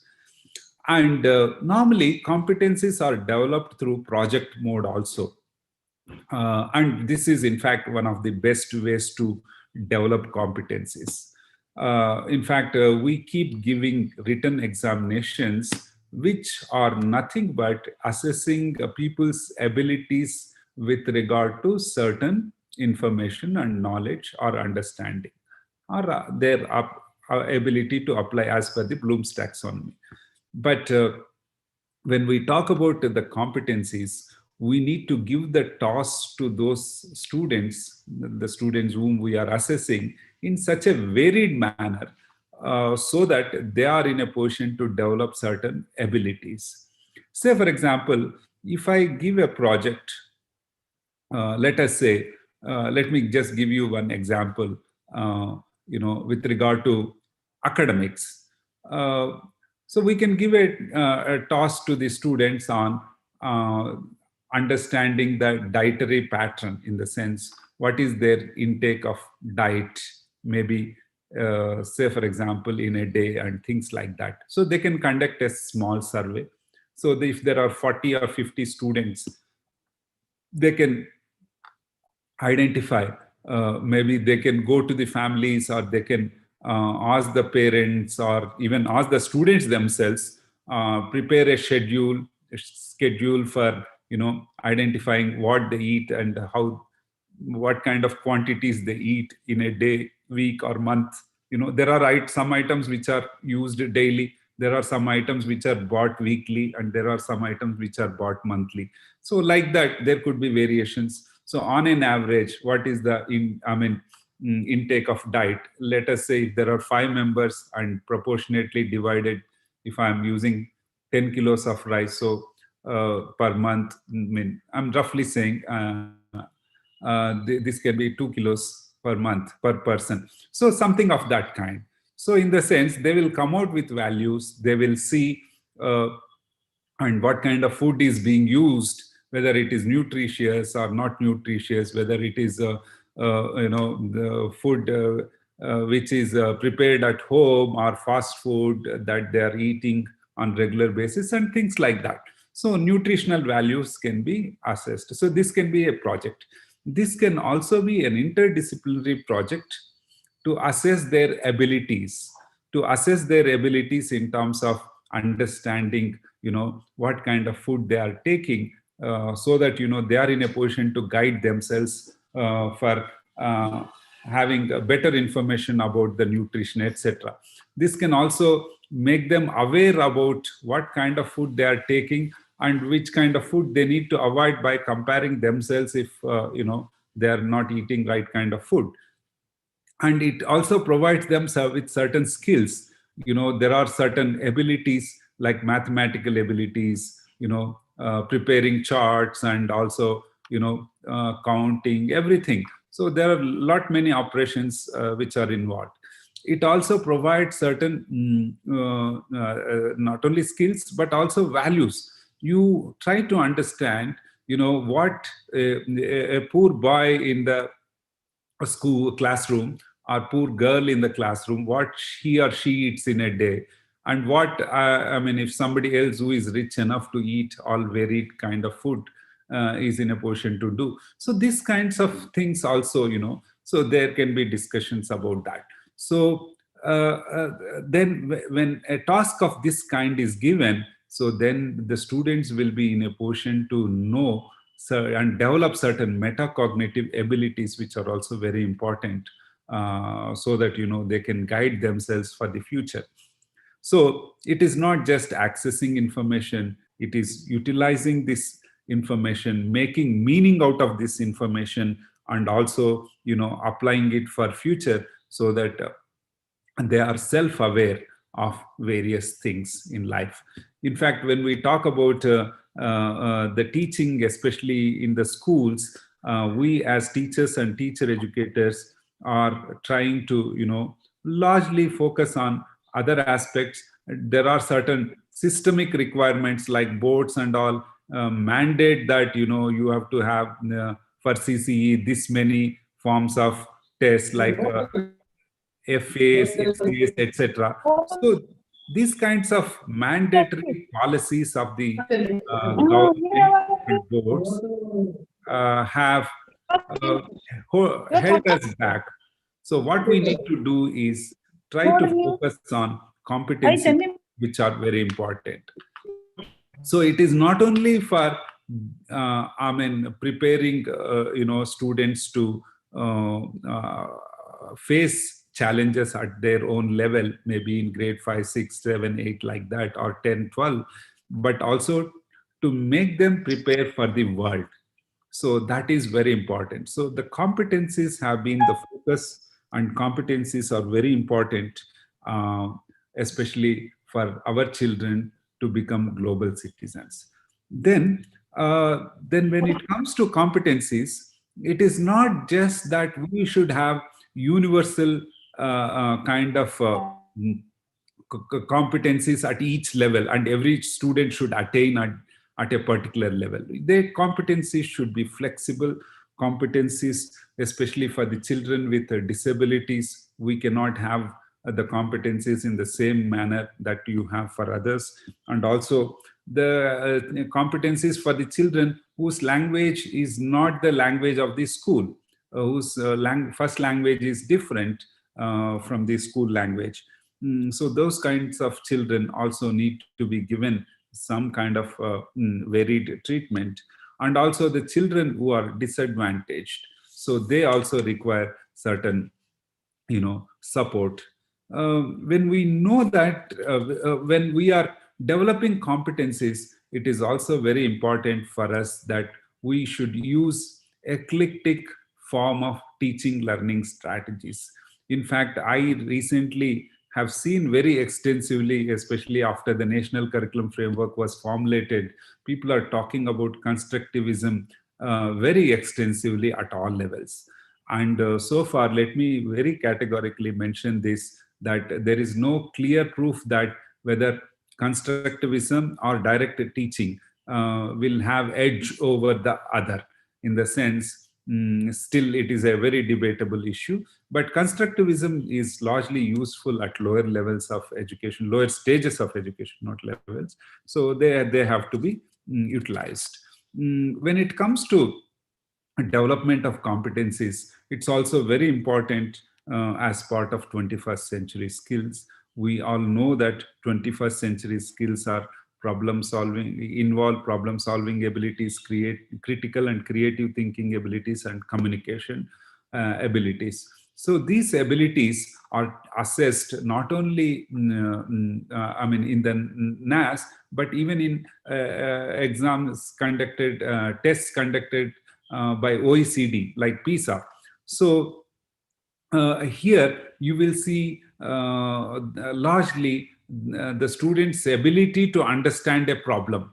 So in the sense, we might teach the students about graphs, but to make sense out of a graph, make meaning out of a graph, that is something which we need to teach. And that can happen through assessment of the students in this particular manner. So then critical and creative thinking is also very important. Critical thinking is not just simply criticizing based on reasoning and based on identifiable and observable evidences, etc. So deriving meaning out of the statements or the questions posed, etc. So that's also very important. So communication skills, in fact, if you see many of the assessments, why students are unable to be successful is also because they do not understand the language which is written in these tests. In fact, if you carefully go through this PISA test that was administered in 2009, about which there was a lot of hue and cry, it is mainly because many of our children might have failed to understand the language that is given. Even in their own language, sometimes people will not be in a position to understand because of the complex language structure. So that's also very important. So for all these reasons, we suggest that you should develop standards. In fact, when we talk about learning outcomes, in a graded manner, we define what to be taught at each level in the form of competencies, and not just to focus on content, and how we can raise the standards without standardizing. Standardization is different and developing standards are different. Standardization means you have same set of standards for everybody, which is not possible and which is not expected also.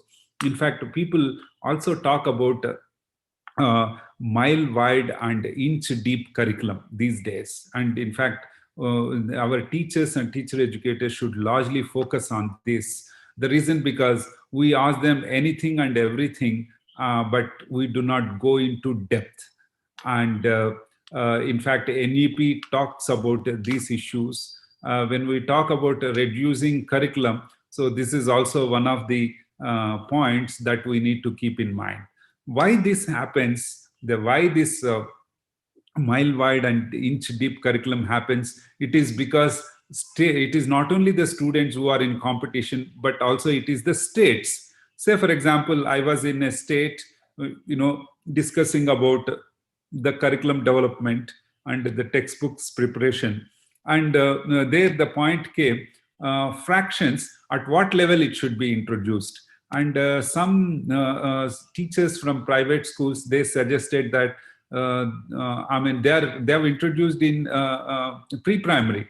So some said that, they are introduced in first standard. And some said they are introduced in second and third standard. So finally, they came to a consensus that the fraction should be introduced in the first standard. So this is the kind of competition that we have among states in terms of loading, pumping the content into the textbooks, which we as teachers and teacher educators have to handle, and that is something which is very challenging. When it comes to the competencies, it is not only the outcome, the product, but also the process that should be assessed, and the process should be recognized, appreciated. In fact, there could be various ways through which you can understand the process. In fact, I was in one of the workshops that was conducted in Northeast. A teacher came to me when I was discussing about multiple tools and techniques of assessment in teaching and learning.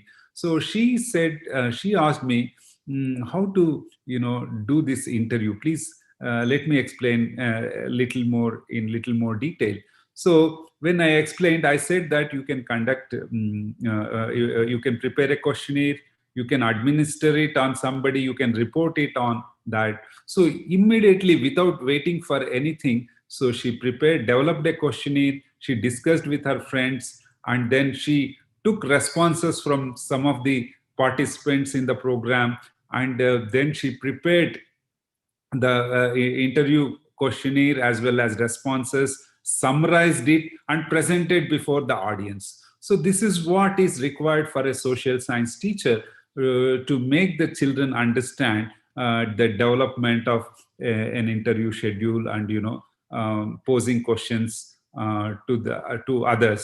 So these kinds of skills have to be developed. These are competencies. You don't have to do it 10 times in order to make the child understand better. Even once, if it is done thoroughly, it is sufficient to develop these skills which are required for this 21st century. In fact, they're required for any period. It is not just simply for 21st century.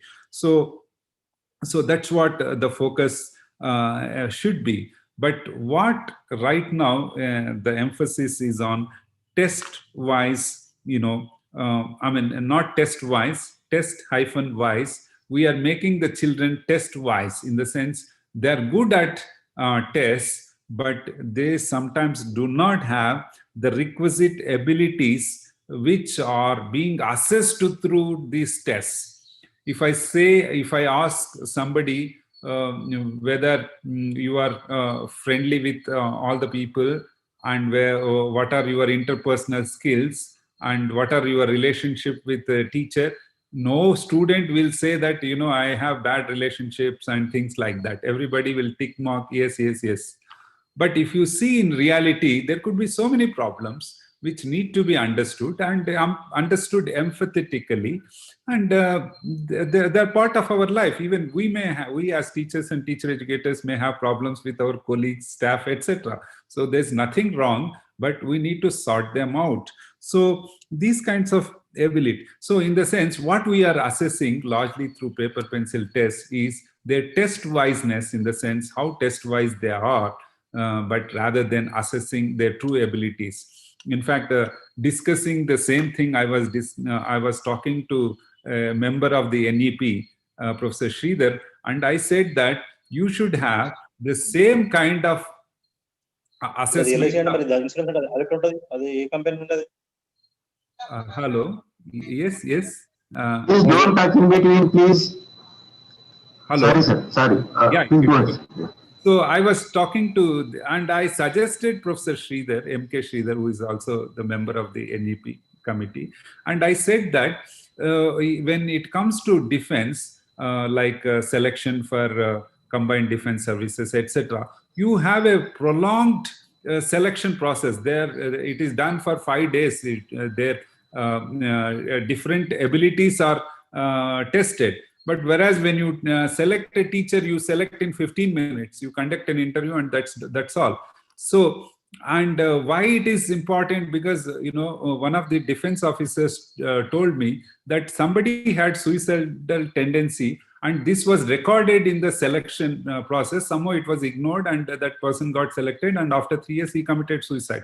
So if the selection process is really good, then it can really induct good kind of teachers who are motivated, committed, and also who just simply do not have marks. Now, content is important. I'm not, so I do not support the fact that content is unimportant. Along with the content, the abilities of the teachers in order to motivate and perform are also very important. So when it comes to these kinds of competencies, we should also understand that when we give certain tasks to the students, which are real in nature, which can test their abilities, which can test their values, etc., so then we will be assessing them in true sense. We will be assessing by focusing on what they are expected to do. In the sense, when we give certain tasks, we will not have focus. When we give a project, there will be a focus, and that the student should be able to come out with the nutritional chart. Yeah, so things like that. And we should also give students the tasks which are challenging and motivating. Many a time it so happens that the tasks which are given to the students are not challenging and motivating.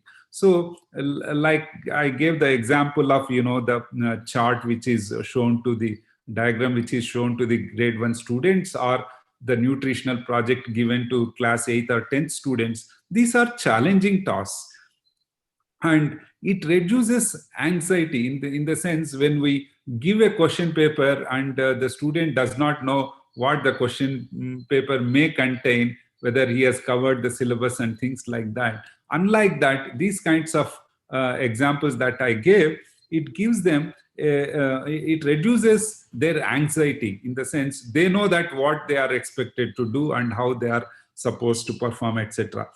And it can refine the feedback that teachers the teachers can give to the students. Normally, in the sense, if we understand that if they have not calculated the values, or if they have not included certain items which they should have taken into consideration as part of their nutrition and things like that, when they go out they must have eaten some food, and if that is not included and all that, so how many times in a week you go out, and what is the kind of food you take.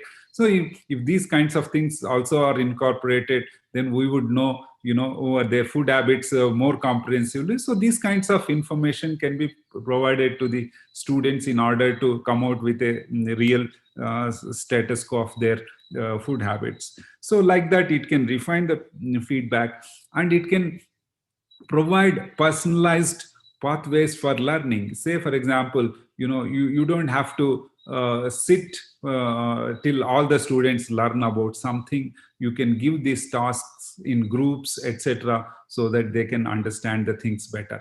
So the competencies are very important. I do not say that content is unimportant. Please do not think like that. But when it comes to competencies, it is more than content. It is not just simply knowing the content, it is much more. So that's why normally it is suggested that to make the children learn better, the teachers should involve in a right proportion the activity or practice, the concept or knowledge, and the culture, the context in which they are there. So if all the three are combined, then they will be in a position to learn better. So I will end with this example, and then I'll take up any questions. So there is a very interesting anecdote I will be sharing with you. So learning is not linear and atomistic. So learning is much more than that. So say, for example, evaluating a movie by snipping out every 100th frame, blowing up each into a large photograph, and taking and putting them in a sequence. So you can do like this, but you might get some excellent shots, but you will miss the plot. You will miss the plot. The reason because you are taking only snapshots of what happened after every 100th frame. You are not seeing the entire story that is happening. So a teacher is in a position to understand this, and that teacher can do better justice if we can comprehensively provide certain competencies which are very much important for the present generation. So I'll stop at here, and if there are any questions. In fact, I have handled with a few examples, and I've not taken up the whole issue in full-fledged manner, because in such a short period I thought that I should be giving some examples and explaining rather than talking very theoretically about these competencies. So I stop at here. Thank you. Thank you, Professor Srikanth sir. I welcome to the discussion. Now I request to the participants for discussion. Thank you, sir. Thank you so much. It was a great session. We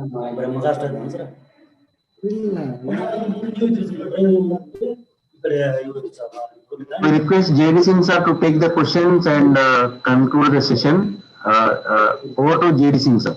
Sir, any question from the participant, please? Professor Kant is there to reply you. Please come forward. Yes, participants. Yeah. Sir, this is Dr. Shankar from Department of Education.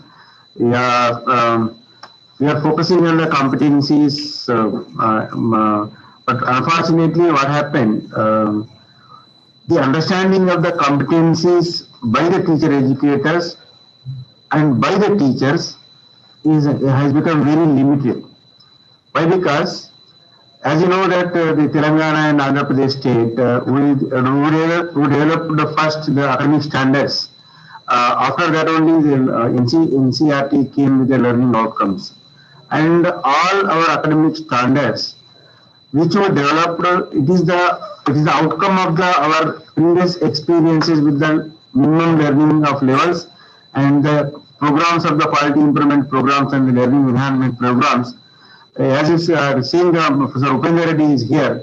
He is the person who led this movement and developing the academic standards and the assessment procedures.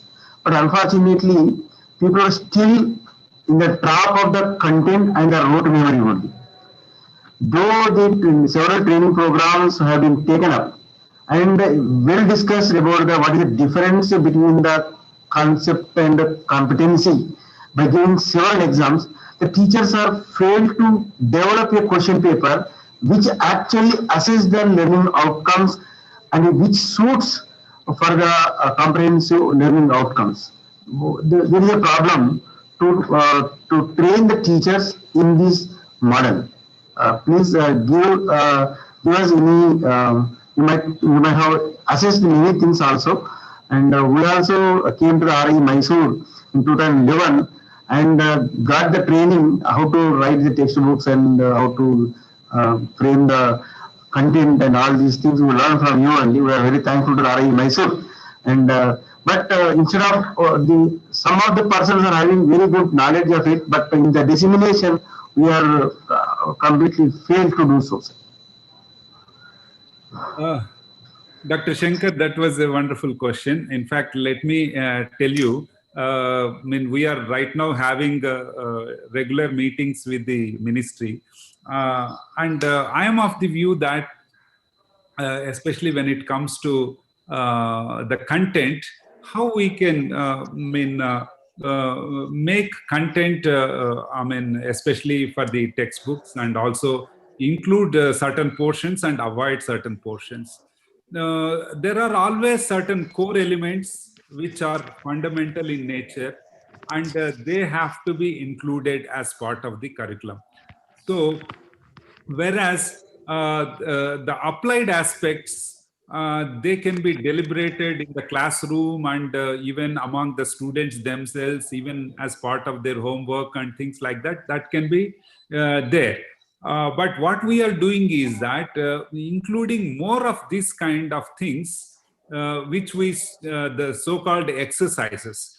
In fact, exercises sometimes are nothing but a repetition of the activity that happens in the textbook or in the unit and exercises. So in the sense, some people suggest that, why these guidebooks and all are popular, it is mainly because they give many exercises.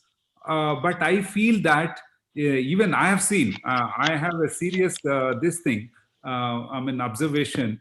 Even when students crack these examinations like IIT, JEE, etc. So when they enter into this engineering, many of the professors in IITs have talked to me. When I was looking after National Talent Search examination, and when students were failing to get even the minimum scores which we require in order to continue their scholarship. So why? Because they have learned certain things and they are exhausted. They do not think very differently. So which is very much required. So what we need to do is that we need to identify those fundamental aspects and include as part of the curriculum. And some things, applied aspects, can be included to a minimal extent, and some aspects have to be developed as part of classroom transaction and through the interaction with the students, etc., on regular basis, so that this material gets enriched. So what happens is that why textbooks have become Bibles, it is mainly because the same thing is repeated, reproduced, etc. We can avoid that by making the children and teachers to develop content and also competencies themselves. So by taking these fundamental aspects which are included as part of the textbook content. So it's a serious question. There cannot be any one-line answer, but I feel that still we should be able to do this, at least in order to encourage the teachers to include those aspects which are fundamental and core elements as part of textbook development. Yeah. Really good presentation, sir. You have given much clarity on the what is competency and other things. The examples you have given. What Shankar said earlier is that in case of Andhra Pradesh, combined Andhra Pradesh, they have developed academic standards. There is a standard movement across the world since 15-20 years back. If you see next generation standards for science in America, or science standards in Australia, or language standards, social studies standards. Standards are something different when compared to the outcomes. Outcomes are unit specific, lesson specific. If you write the outcomes in a particular subject, you will 100 to 200 outcomes. If any teacher will pick what outcome came, what outcome is not actually achieved with the student, it is very difficult. It is very difficult to actually represent these outcomes in a progress format also. So when actually in NCERT in a workshop, when they actually preparing a progress report showing which learning outcomes he performed, it become very difficult. They're left as such. But in case of combined Andhra Pradesh, we have developed academic standards. Academic standard in the sense, if you take the science, there are 7 standards. That's all. It's a very holistic. Some sort of conceptual understanding, some sort of experimentation, some sort of modeling, some sort of interpretation. So like that, these standards will have what you said is that they have the knowledge, they focus on the processes, they focus on the values and everything also. So we somewhat unique. While as a part of the curricular reforms of Andhra Pradesh, we have examined this academic standard across the world actually. So taking all these things into consideration, we actually developed these standards, which actually reflect the very spirit of that particular subject. If you go through our 7 or 8 of these academic standards, they represent the essence of these goals of the particular curriculum. So whatever the test items assessment we develop, whether formative or summative, so these test items are matched to these standards actually. So this really, we felt it is more meaningful when compared to the learning outcomes. Learning outcomes also, teacher will decide that based on these broader goals, broader standards. So it will work out. We developed the progress reports also, whatever in the cumulative record, in the form of cumulative record. According to this only, we actually given the grading, whatever the grades we have given. Concept understanding like that, 7 or 8 in each, and even for co-curricular also we have actually taken this into consideration. But when world is defining some sort of standards which are very much related to the goals of that particular subject, which are more meaningful for delivery and for as well as assess also. So what I request is that NCERT to see what states are doing actually. Which state is what sort of assessment, what sort of these reforms they are taking. Take into this consideration. You can go further also.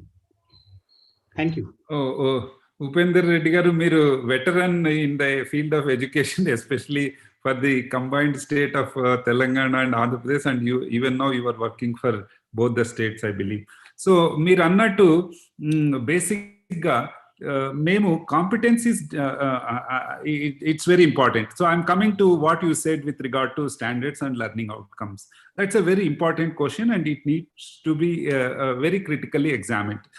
మేము learning outcomes develop చేసినప్పుడు మా ఉద్దేశం ఏమంటే ఒక కంటెంట్ని ఏ విధంగా split చేసి దాన్ని ఏరియా వైజ్ అన్నమాట, చిన్న చిన్న బిట్స్ అండ్ పీసెస్ గా అసెస్ చేయొచ్చు. ఇప్పుడు నేను మీకు చెప్పాను 0 to 20, that's one learning outcome.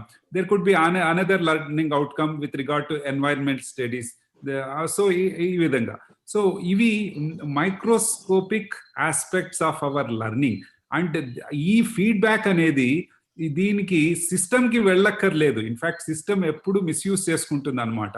దీన్ని నాస్ ద్వారా టెస్ట్ చేయడము, స్టేట్ లెవెల్ అచీవ్మెంట్స్ సర్వే ద్వారా టెస్ట్ చేయడం, అవన్నిటి అవసరం ఉండలేదు అనమాట. యాక్చువల్ గా ఇది పర్సనలైజ్డ్ ఫీడ్బ్యాక్ గా యూస్ చేయాలి. Okay. So these learning outcomes that we have developed, this is in order to facilitate for personalized feedback to the students, which had to be given at the school level.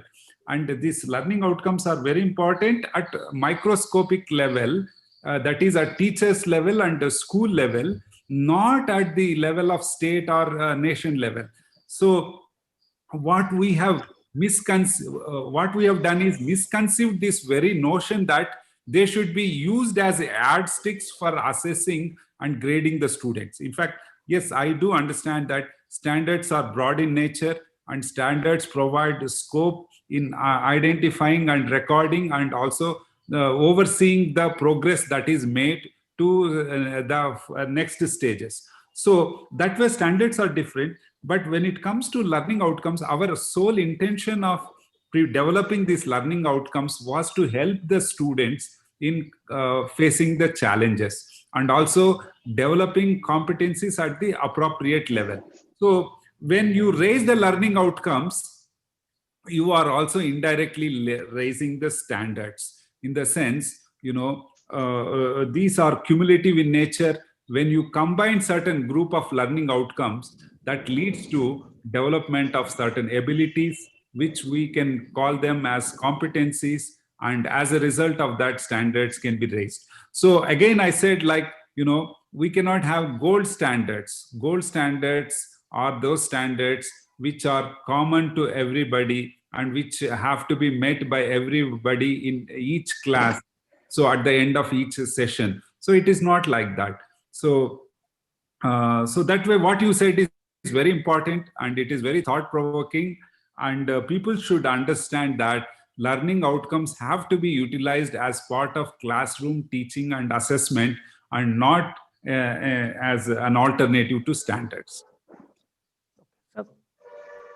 Sir, this is Professor Ramkrishna. Yes, Professor. Yes, sir.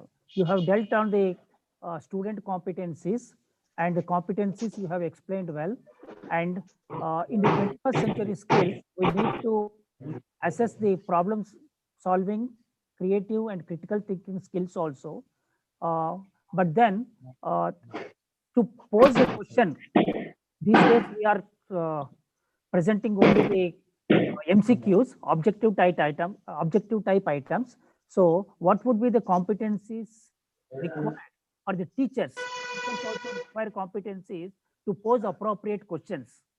So then what would be the competencies for the teachers to prepare these items related to the creative thinking, critical thinking and problem solving, sir? Yeah, that's a good question. In fact, when we talk about this developing critical and creative thinking abilities, there are different tools and techniques which can be utilized very extensively in our classrooms. And we are, in fact, right now very limited by our attempt to develop multiple choice questions. And if you see carefully, it is not that multiple choice questions cannot have critical elements in them. So certainly critical elements can also be posed as part of multiple choice questions. And they can be layered also, in the sense, say for example, you have first multiple choice questions with 3 options, and if your option 1 is this, so then how do you see these possibilities? If your option 2 is this, how do you see these possibilities? So further questioning can also be there. And there are also those people who are developing multiple choice questions, not with just 4 options, one response, one correct response and 3 distractors. There are people who are doing it very differently. You have 15 responses. You have to order the responses. You have to, see which are the most, which are best suited, 5 best suited or 3 best suited or whatever. So, or which are the wrong ones, say out of 15, which can certainly not happen. So there are experiments which are taking place in order to enhance the critical thinking abilities, even by posing multiple choice questions. Also, I do not, refute that fact. But I also say that, like I said, these projects. So these projects can be, an element for them to think critically. There can be self-assessment, in the sense, if I can assess myself, then I will think very critically about my supposing I give an essay and ask the students to prepare an essay. So then I give later, after the student writes, I give the model essay and ask the student to compare that model essay with the essay which the student has written. So this comparison also develops a critical thinking ability, in the sense where he or she has gone wrong, where he or she could have improved, whether the language is different or the one that I have used as in comparison to what is given in the model essay. So and the theme, how I have written. So there are many things. So like this, we talk about self-assessment, peer assessment, and even assessing work in groups instead of single individual doing it, and projects, portfolios, and developing rubrics themselves. So all these, through all these methods, we can develop their critical thinking abilities and problem solving abilities. Right. Thank you, sir. And now I request Dr. J.D. Singh to conclude the session.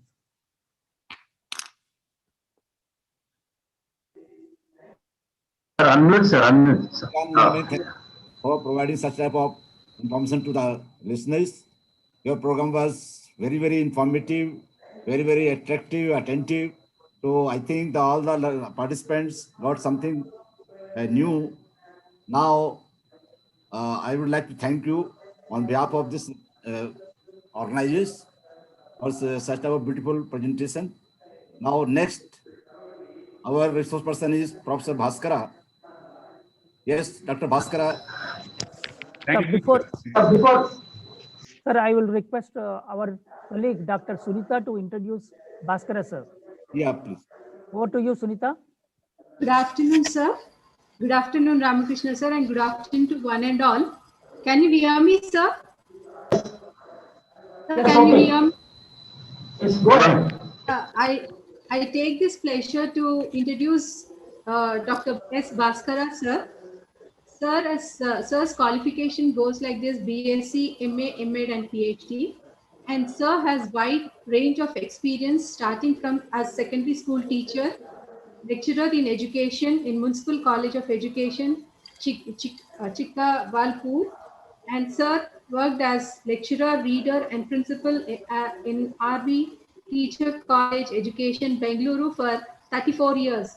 And sir was teacher fellow in MS University, Baroda for 3 years. Sir aim is to develop teacher education program which emphasizes creativity and future problem solving, that which is forward looking but rooted in Indian culture. Sir has published three books in Kannada language and one in English language. Sir has published more than 25 articles, and to his credit, Sir has visited 8 countries and presented the papers in these 8 countries. And Sir has conducted more than 100 programs in IAC, RBTC. As a resource person, he was a resource person for more than 500 programs. Sir has conducted creative workshops on creativity in 40 different parts of India and abroad.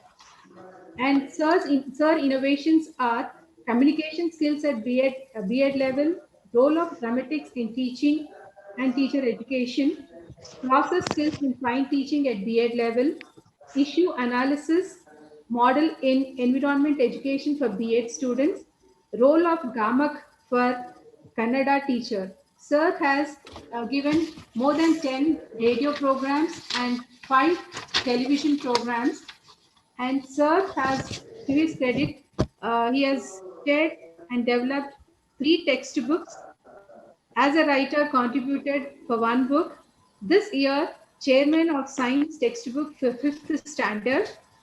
And Sir was syndicate membership for once, and he was academic council membership for 2 times, board of study membership for 6 times, 4 in other universities and 2 in his parent university. And Sir is member for Indian Association for Teacher Educator, and Sir is member for International Association for Special Education. And Sir has completed 5 projects, and to his credit, Sir has been interviewed by a professor on the work in field of creativity, and the interview got published in European Journal of High Abilities. Thank you, Bhaskara sir. Thank you, sir. And I over to JD Singh sir.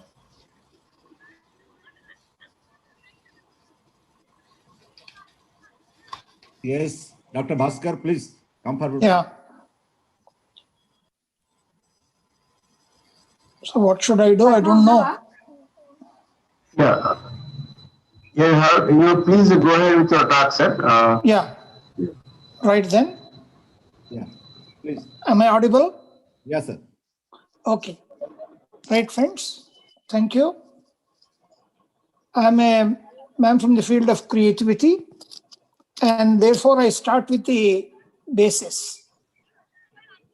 Let's start with the differences between teaching and training. Please recall, all of you, first important thing is teaching has 100 criteria, whereas training has 90 criteria. Please recall that.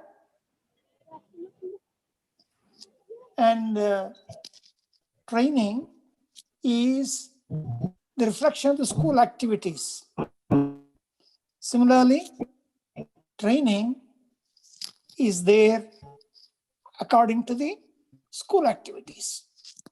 And all of you remember these things because everything is known to you. I have one small difference here. Training can be compared to vratam. Vrata is a Sanskrit term. V-R-A-T-A-M, vratam. It's a Sanskrit term.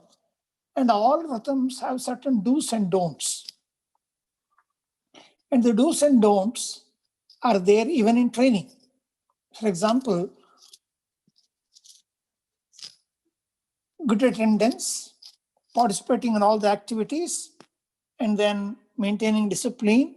All these things are there in all the training programs. And all vratas have some preparatory activities during and then afterwards. Like that, even training also has preparatory activities. For example, you have a word of micro teaching. Before that, we have what we call communication skill training course. Then comes content skill training course. Then teaching skill training course. So communication skills, content skills, teaching skills. So what is this communication skill? This we developed in the college.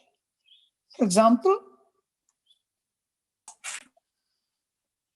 the resource person from Regional Institute of English, Bangalore, Professor Keshwar and others, they gave lectures on nature and structure of English language.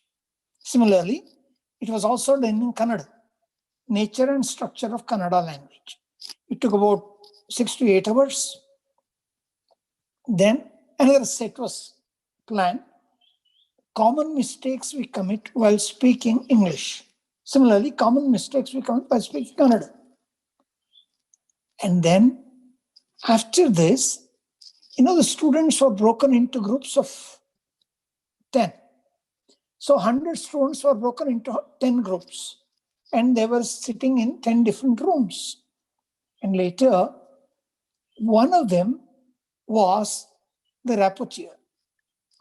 And all the people used to discuss about a common topic, not connected with physics, not connected with history, not connected with geography. Like traffic problem in Bangalore, environmental education in Karnataka, something general subject. Everybody used to discuss. English students used to discuss only in English. Kannada students used to discuss only in Kannada. Like this, it used to go on. Then, at the end of 1 hour, all the students would assemble in a room. And the rapporteurs would present what discussion took place in their groups. This went on, and then a number of students participated and they liked this. And at the end, all the students were given a reaction questionnaire. Students liked it very much. And then it was difficult for them to speak, but they learned to speak slowly. That's how it happened. It was not an easy job. And similarly, the next stage was content skills program. So all the staff were requested and the staff were given a small orientation. And then, for example, in each subject, they would identify the concepts. And all the concepts had, the attributes, some desirable attributes, undesirable attributes. So they would divide them into attributes. For example, one simple example, I still remember one whole, they did it in the class. I still remember that. From mutiny and revolution. One is mutiny, other one is revolution. They listed all the attributes of mutiny, all the attributes of revolution. Then they distinguished what is a mutiny and what is a revolution. And they enjoyed this activity very much. So like this, content skill training program took place. Then came the teaching skill training program. That means the micro teaching took place. You know how micro teaching is done. All my colleagues used to sit in the class. Each one would give a demonstration lesson, and like that it would continue. And then planning, it was done, and it was difficult for us to follow the American type of scheduling. So I developed my own schedule, my own college, and we divided the whole students into groups, and they practiced the micro teaching skills. You know all that. And all these skills are developed by students, and they work very well in that particular field.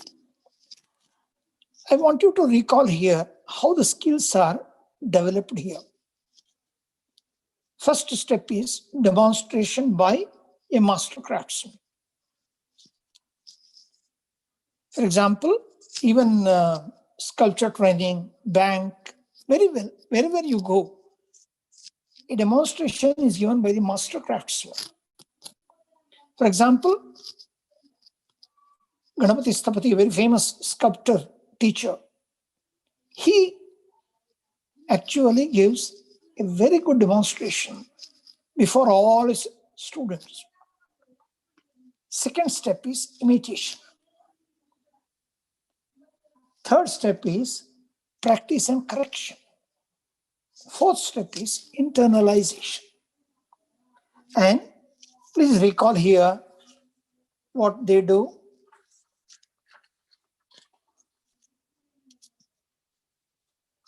The B.Ed students or the D.Ed students, DLED students today, they observe the demonstration lesson by their teachers.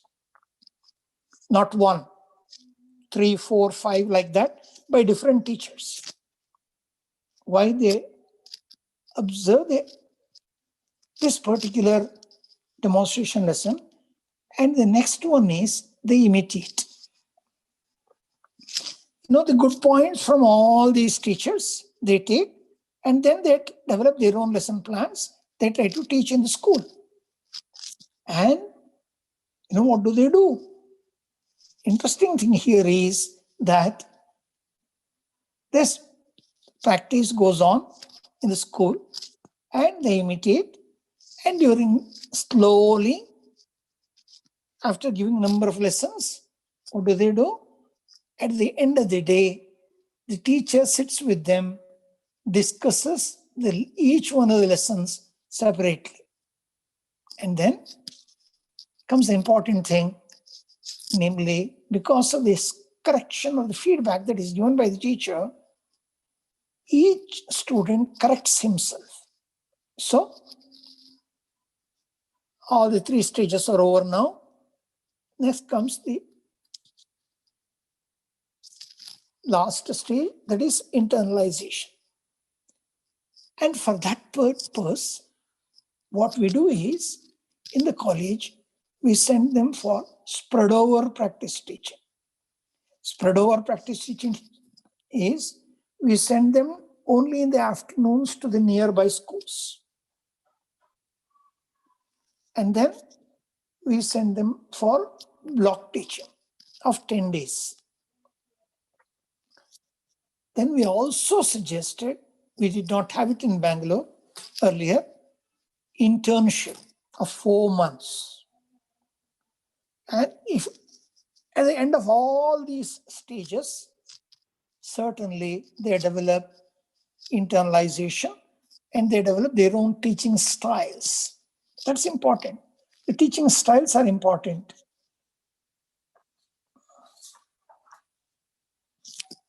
And in B.Ed colleges, we teach a number of methods actually, like heuristic method, project method, demonstration method, so many methods. Unfortunately, what is happening, some of my colleague teachers, what do? They speak of the theory of each one of these methods, then tell about the merits and demerits, because it is there like that, even in the methods book also. But unfortunately, they don't give a demonstration lesson in each one of them. For example, my students used to go to neighboring Lalbagh, would conduct a series of experiments on a simple thing, touch me not plant. Series of experiments. And then the whole thing would be put on the drawing sheet. They would develop a very good board on that. And all these points are put on in the form of a, table they would develop, the whole thing. And then that would be stuck in the classroom. And it would remain there for weeks together. And then similarly a project. So different projects they used to do in the class. And the different projects, how they would do, how they would plan and do, and all that is more important. They would love it. And they may not believe, even after the exams was over, one student came to me and said, "Sir, why not do one more project?" That means students were so interested in the projects.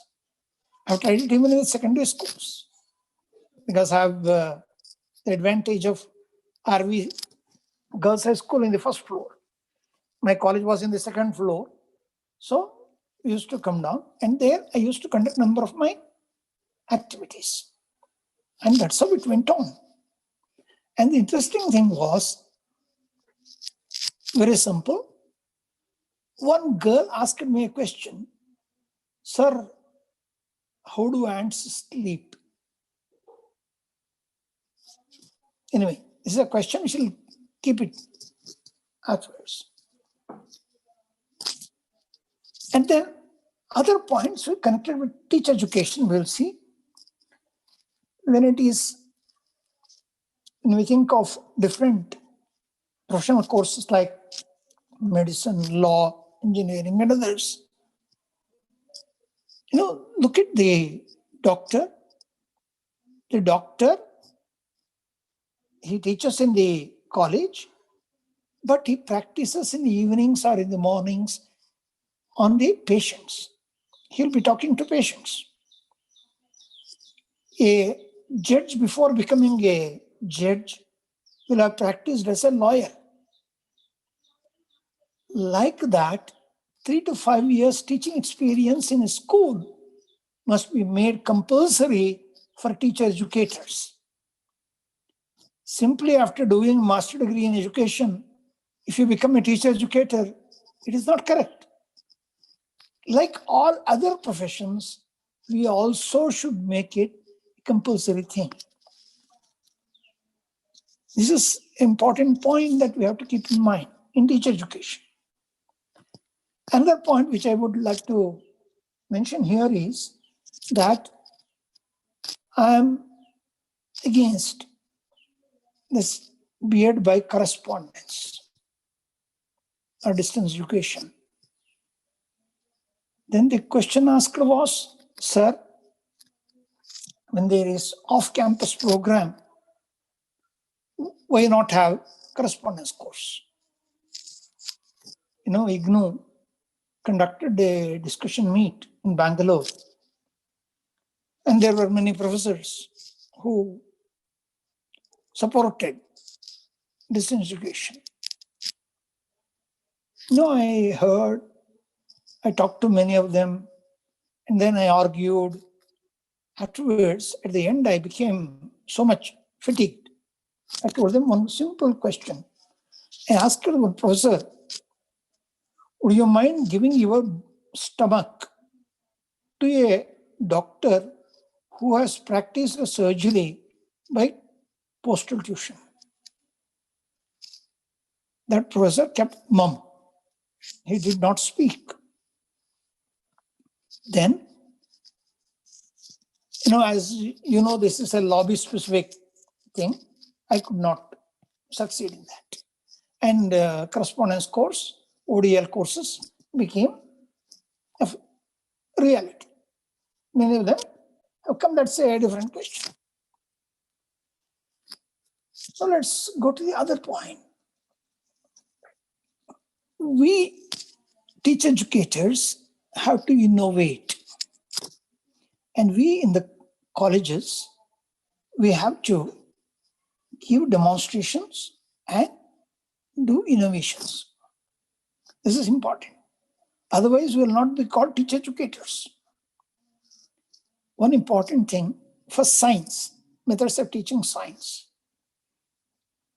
I have developed problem-solving approach. Problem-solving approach. First step is sending them, now after developing an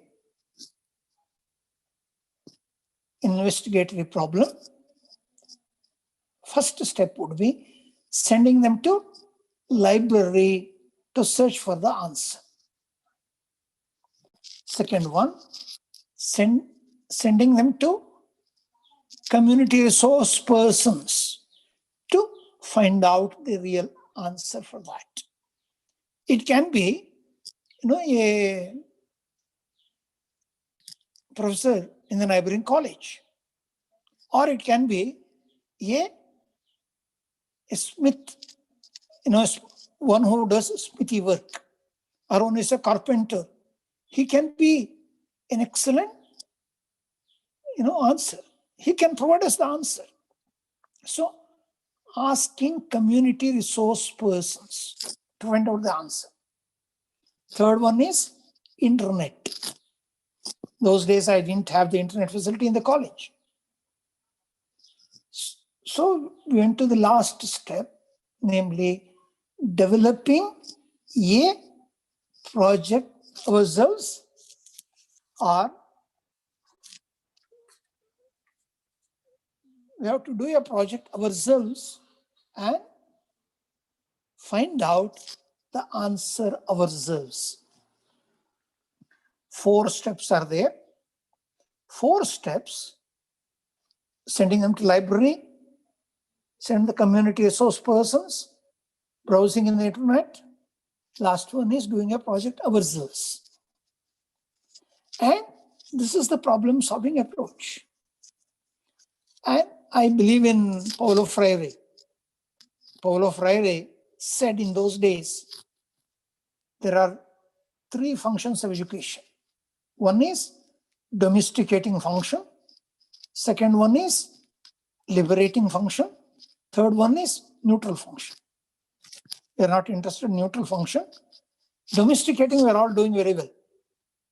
Like we rear cattle, sheep, and all that, goats in our farm. We are domesticating children in the school. Please understand. Look at the funny thing. We are domesticating children in the school. Like we are domesticating cattle, sheep, goat, and all that. Like that. Second one is the liberating function. Liberating function has 2 parts. One is problem posing, other one is problem solving. Problem posing, now let's go back to our problem posing, which girl in my class asked me, how do ants sleep? What was the first step in the problem solving? I sent them to library. So half of them went to the school library, half of them went to my college library. They searched in the botany books and all that, but they could not find the answer. They came back. Then I told them that you have to go to the neighboring college. There's one Vijay college. The botany and zoology professors are there. Should ask the people there. And one girl stood up, her auntie works there. Therefore, I sent that girl with another girl. 2 of them went to the neighboring Vijay college. They went and asked this question to that lady. That lady took them to botany professors, zoology professors, and but those people, it seems to scratch their head and said, no, we haven't studied this, we haven't thought about it, etc. They sent it. So they came back. No answer. Internet was not helping us because in those days we didn't have internet in the college. We had computer, but we were using as typing machine, unfortunately. And 4th step is doing a project. Girls asked me, what should we do? I said, you have to catch ants. You may not believe, next day morning, I got 9 bottles. 9 bottles, they had caught ants. And they had put in the bottle like this. They had put in the bottle the ants. They had put some rice flour, sugar, and all that. And they had put the cork. Those days, the cork was there. They had made a small hole in the cork. I asked them, what is it? Why you have done it? They said, cork, sir, they have to aspire. Otherwise they will die. I said, very fine. So the girls went 1 step ahead of me. Then in the evening, the whole day they observed. Whenever they saw me, they said, sir, they haven't slept. They haven't slept. And even at 4:45 into their class, they all shouted. You know how the girls shout? That ants did not sleep. I came out and then I told them, if you shout like this, I'll not be coming to your class. Then they all kept quiet. I went back to the class. Then I asked them what could be the reason as to why this has happened. Please think about it, etc. And I had asked them, please keep all the 9 bottles in the window sill, the small place which is there along with the window. That place is called window sill. And our college building is an old building. You can sit on it and then eat, keeping your plate there, like that. Such a big building. And one girl said, sir, because of the light which is falling from outside, because of the light, they might not have slept. The other girl immediately said, suppose we keep them in darkness. And the girl immediately on the back of the head, immediately she hit her and said, can you see black ants in darkness? My goodness, I was caught. I didn't know what to do. Then I followed what is called a via media. Via media is, I said, you find out a semi-dark place. The semi-dark place, you can keep all the 9 bottles and then observe the ants. I said, okay. All the girls agreed. And I told the monitor, and I asked them, where is the semi-dark place? We have steps like this.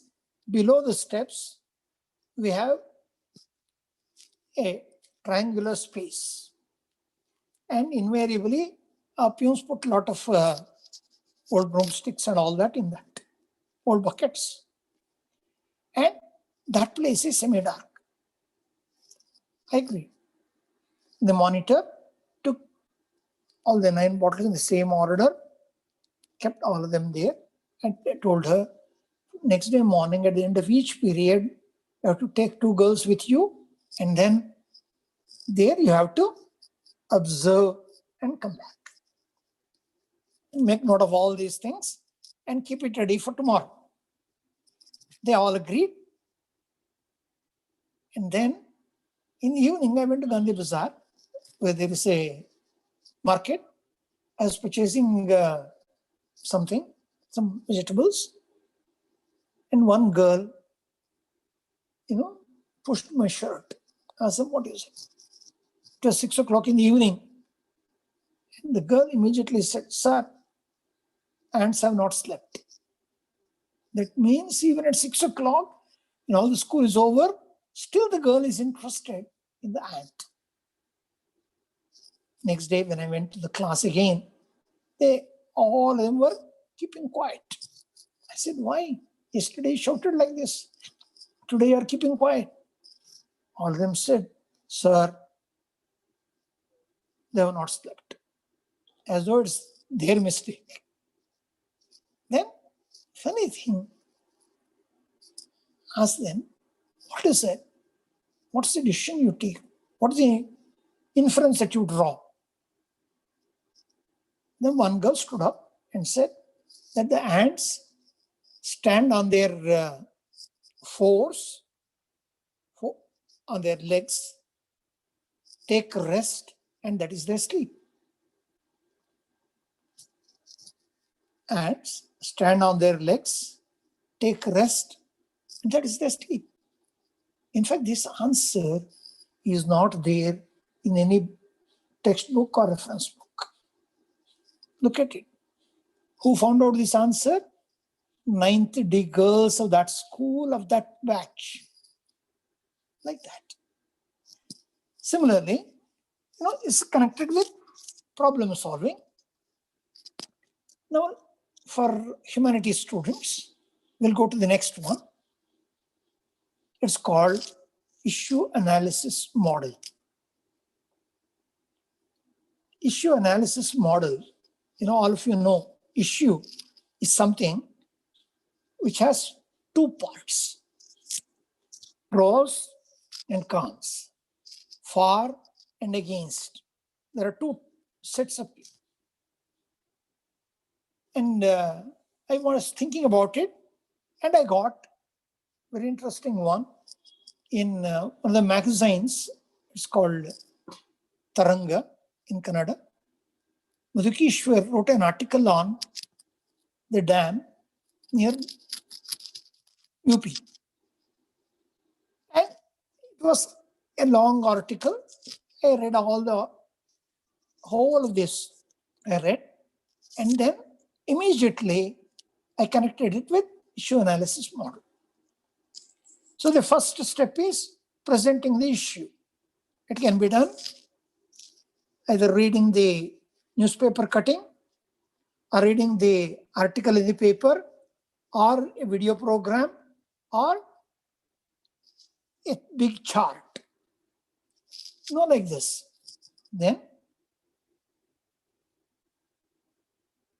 second step would be identifying the conflicting parties. So in that case, the dam case, environmentalists versus the government of India. Environmentalists on one side, government of India on the other side. Then comes third step, asking the students to work out the consequences, both positive and negative, of both the sides. Now, if you construct the dam, what will happen? If you don't construct the dam, what will happen? So what are the consequences? So listing all the positive and negative consequences of that. Then comes, regarding that, if I expand a bit, that particular area is earthquake zone. So if by chance afterwards, if earthquake happens, the dam may break. And if it breaks, whole of Allahabad will be under 10 feet of water. Whole of Allahabad, please remember. And Western Uttar Pradesh, where the dam is going to be built, that will have lot of, electricity, then lot of employment, so many other things, positive, negative, tourism, everything they mentioned. Similarly, for the other side also. Fourth step is asking the students to, all of them, to rate each one of these consequences on a 5-point scale, strongly agree to strongly disagree. On a 5-point scale,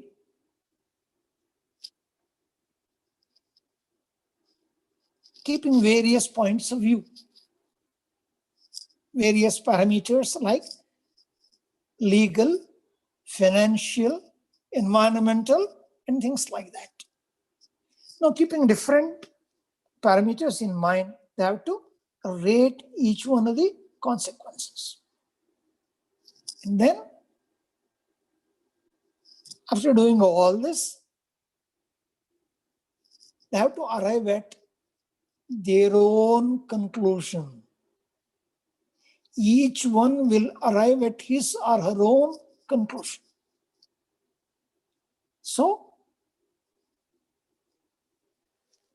what we have to do as a teacher educator, we have to develop some of these new ideas, new methods of teaching.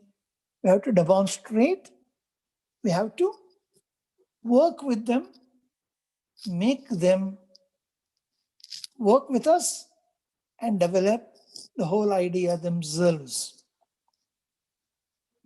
And from science and from art students, I presented one each. So, in a teacher's college, we have to present as a developing, I was telling you the steps of development of skill: demonstration, imitation, practice and correction. Last one, internalization. Suppose we give all this to our students. My students have done it. They've enjoyed in the college. They've enjoyed in the college. Suppose we give this to all the students, then they will become really very good in their studies, as well as they become good teachers. And such good teachers are wanted today. You know, all this has come out because I'm a creativity man. Naturally, this has come because of that. And now, I think this will be sufficient for me, for my presentation. Now, it's open for discussion. I think we have about 10 minutes time. Dr. Singh? Shankar? Yes, sir. Yes, sir. Yeah, thank you, sir. Thank you, Dr. Bhaskar. Yes. Any query, question from the participants, please come forward.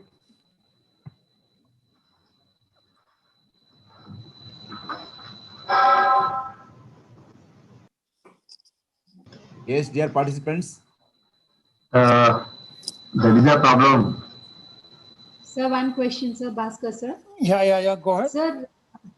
Sir, actually, when we talk about this issue analysis model and problem solving, and what you have told about for helping the students to identify the problem, we have to send them to libraries.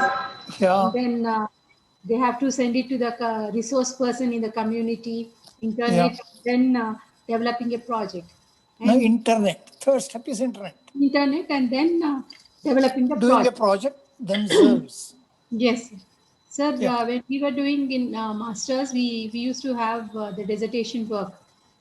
So I think when you compare the bachelor degrees in education, the B.Ed and M.Ed program, one question I want to ask you is, like in B.Ed training program, will the time permit us to follow these kind of things, or where we have EPCs and all? We should follow this kind of procedure for EPC, and is it possible in B.Ed training program, or this has to be carried out in our M.Ed program where we do dissertation work with the M.Ed students? It is possible. Even in the B.Ed program, I have done it in the college. I used to do it in 1 year program only. Please remember, all these things we did in 1 year program only. So even before sending them to schools, every day afternoon, we used to have this particular program of communication skills, content skills, teaching skills. 3 types of preparatory activities we used to do. Then, what I mean to say is, so no, one like question this. here. What I mean to say is, like how we can organize these kind of things, I would like to ask you to tell, sir, for the teachers. You know, you have to sit and discuss with your principal and then plan the whole thing yourself. Because I have done it in the college myself when it is possible. We have done it in a 1 year program, please, not the 2 year program, 1 year. I retired from the college and I did only the 1 year program. 2 year program has come recently. So sit with your principal and discuss and plan it like that. It is possible. Thank you, sir. Okay. Sir, please. Yeah. Sir, I think there are no questions, and I request J.D. Singh sir to conclude, and we are one more resource person, Dr. Vijay Kumar is waiting. Yeah, Dr. Bhaskara, I'm really thankful to you for this nice presentation.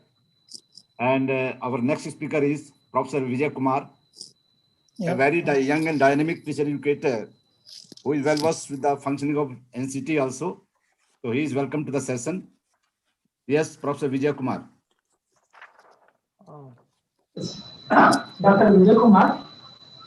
Yes, sir. Namaste. Namaste. Namaste. Namaste to everyone. Let me introduce you, sir. Namaste. Sir, this is Professor Ramakrishna, Principal University College of Education. I welcome you, sir, for this session on the National Development Teacher Education NEP 2020. And today we are discussing the theme reimagination of teacher education. And I have pleasure in introducing Dr. Vijay Kumar. He is the former Regional Director, Eastern Regional Center, NCTE, as well as Northern Regional Center, NCTE. And he possesses a PhD in Environmental Education from Bangalore University, MPhil from SV University, Tirupati, and he did Masters in both Earth Sciences as well as in Education. And he is a graduate from Coimbatore University, and he did B.Ed from Bangalore University, and he has put in around 2 decades of teaching experience, and his areas of specialization are multimedia technology, guidance and counseling, philosophy of education, environmental education, science education, ICT, and curriculum studies. So I welcome you to this session, sir, on behalf of myself and on behalf of the University College of Education. I welcome you to this session, sir. Please go ahead, sir. Yes, Dr. Vijay Kumar, please come forward. A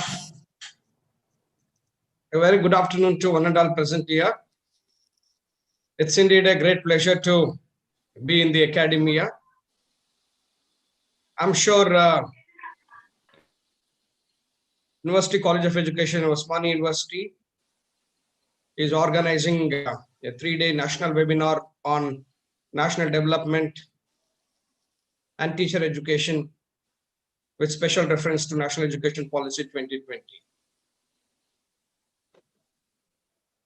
I was impressed, and I also equally congratulate the entire brain and people who decided to organize this sort of an event. I think this is my second attempt, second session that I'll be, I'm with the University College of Education, Osmani University. And I wholeheartedly congratulate on behalf of Pondicherry University for having given me this opportunity. Our national development and teacher education is a very broad spectrum of today's national education policy. I believe that no nation can prosper, can grow beyond its teacher. And I'm also reminded of a Kothari Commission's statement. The destiny of the nation is being shaped in our classroom. And it is a sole element that teacher can make the difference, and teacher can bring any sort of changes in terms of their attitude, in terms of their behavior, or anything. It's a student who is going to represent the entire country. In turn, we expect the national development. So that is what the Kothari Commission statement even relevant at this point of time. I'm sure national education policy has given a wide range of opportunities, and taking the basic variables of national development, it can be an access, affordability, equity, quality, and accountability, taking as the fundamental pillars of national education policy. Even though national education policy is quite ambitious and throwed a lot of light in bringing a lot of reforms in all the sector of all sectoral reforms in Indian context.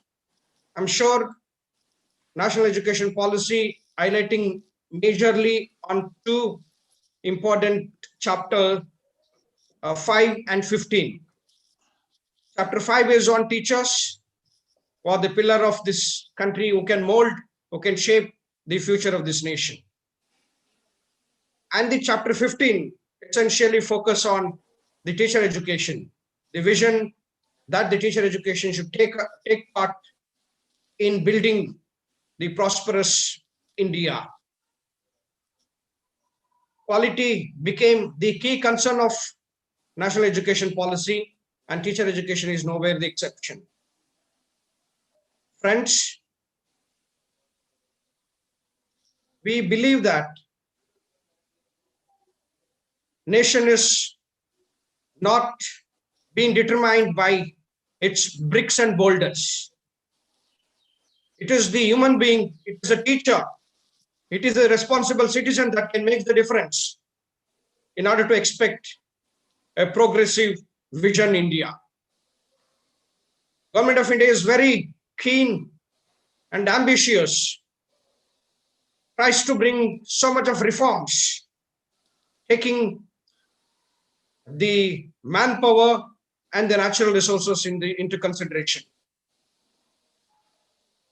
We do believe that as a teacher educators working in the universities, the sectoral reforms recommended by national education policy has a wide range of implementation issues, taking the 3 phases of implementation. The first phase will be in 2022, second phase will be in 2025, and third phase will be 2030. The 3 phases of implementation is like a blueprint of national education policy that has been recommended, taking different sectoral reforms in the national concern and care. Friends, if I just take up the preamble of national education policy, is categorically mentioning that the access, the affordability, the equity, and the quality concern are clearly defined, where every one of us are held responsible in order to take all the pillars or the foundations in letter and spirit.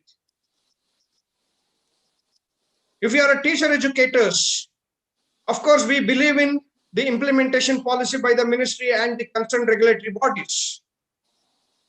And the way in which we tries to implement in letter and spirit where you are working, that speaks whether you are taking the national education policy in letter and spirit in your own way, so that it can build the true nation, it can build the vision nation, it can build the prosperous nation like India. No doubt, India is always considered as a young nation, where almost all 40% of Indians are young. That means it is the energy. That means it is a spirit. That means it is the strength of the country that can build a country with any sense of responsibility and sense of vision, and through which you can take it to our national development. I'd be happy if you just allow me to take you through different slides, taking the major 2 concern of national education policy, taking chapter 5 and 15. I request organizers to allow me to share the screen. Yeah, sir. Sorry, sir.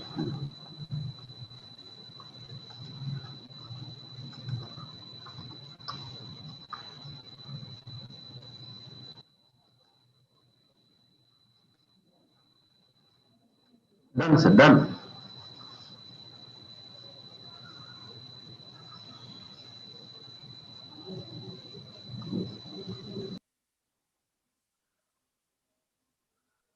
I'm sure this is visible, sir. No. Yeah, Yes, it is visible. Is it fine? Yes, sir. Yeah. Fine. Maybe I'm just touching upon the 2 major domain, taking the national development and teacher education essentially defined and referred in the preamble of National Education Policy 2020. And I'm also touching upon the What is the reimagination of teacher education, taking National Education Policy 2020 into consideration? Friends, the preamble of National Education Policy is clearly defined how education and national development are complementary. That's how they have defined education is a fundamental for achieving the full human potential. That's what I was just mentioning, that national development cannot be defined simply by means of bricks and boulders. It is the human potential. It is the strength of manpower that decides the national development. Developing an equitable society is also another concern. We know that India is a multicultural, a diversified, unequal society that has been created by and large. How this education can serve as a bridge in order to develop, to uplift, or to strengthen a kind of an inequality that is prevailing in this country. Developing an equitable society is not an easy task. The way education, the vision of education should decide what kind of ways and means, the strategic movement that can strengthen in order to reduce the gap between the inequality in terms of society. And ultimately, it is driven towards the promoting national development. So the national development is an indication of what kind of an education that country impart, what kind of an planning that, through which you can, through education, you can implement achieving the full human potential. No doubt, we are young in terms of the number of years of achieving or attaining the independence. But at the same time, we have our own strengths, both in man and natural resources.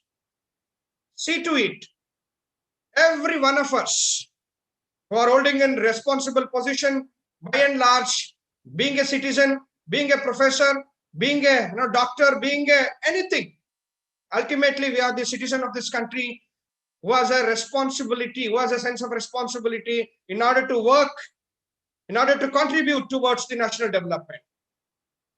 That's how the preamble of NEP is clearly defined. It is education which decides the national development, nothing else.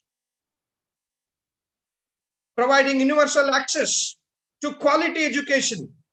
We believe that post-India was very much confined to a mass education, literacy education, because by the time largely we are hardly 15 to 20% of literacy. Now, after 76 years of independence, we were able to break the walls or break the concept of quantity education. Now, the entire country is dreaming towards imparting, accessing the quality education in terms of economic growth, social justice, equality, scientific advancement, national integration, and cultural preservation. So the entire preamble speaks on two major terms. One is taking the local resources into consideration, optimum utilization of the local resources, taking the international the best. That's called local to global should be the spirit of national education policy, friends. See, the education is only a term, only a power that can decide the economic condition of the country. So in turn, you can expect the national development. No doubt, social justice is still a question, a dream of a country like India. Equality is another concern. No doubt, scientific advancement. We are ahead of many things in terms of scientific and technological advancement. National integration should also be one of the key components of our education sector. And of course, India is known for its culture, traditions, its own heritage. We are known for our own culture. our own customs, practice, and tradition. We believe that cultural preservation should be the sole concern and care of education that we are imparting.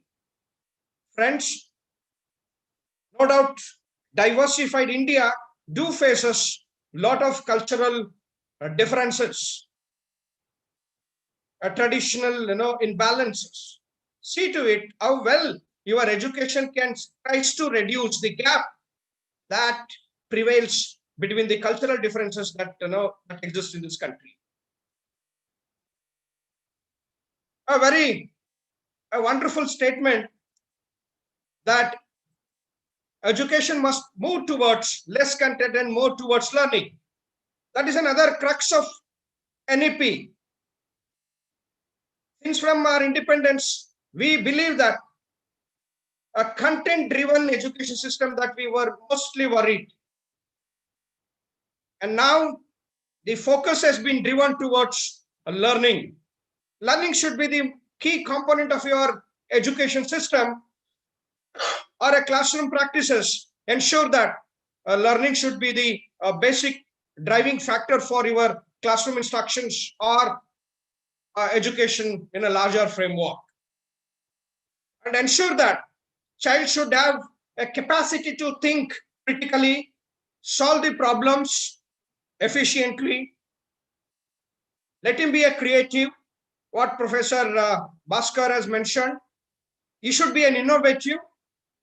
He'll be in a position to adopt and absorb a new material in a novel and changing fields.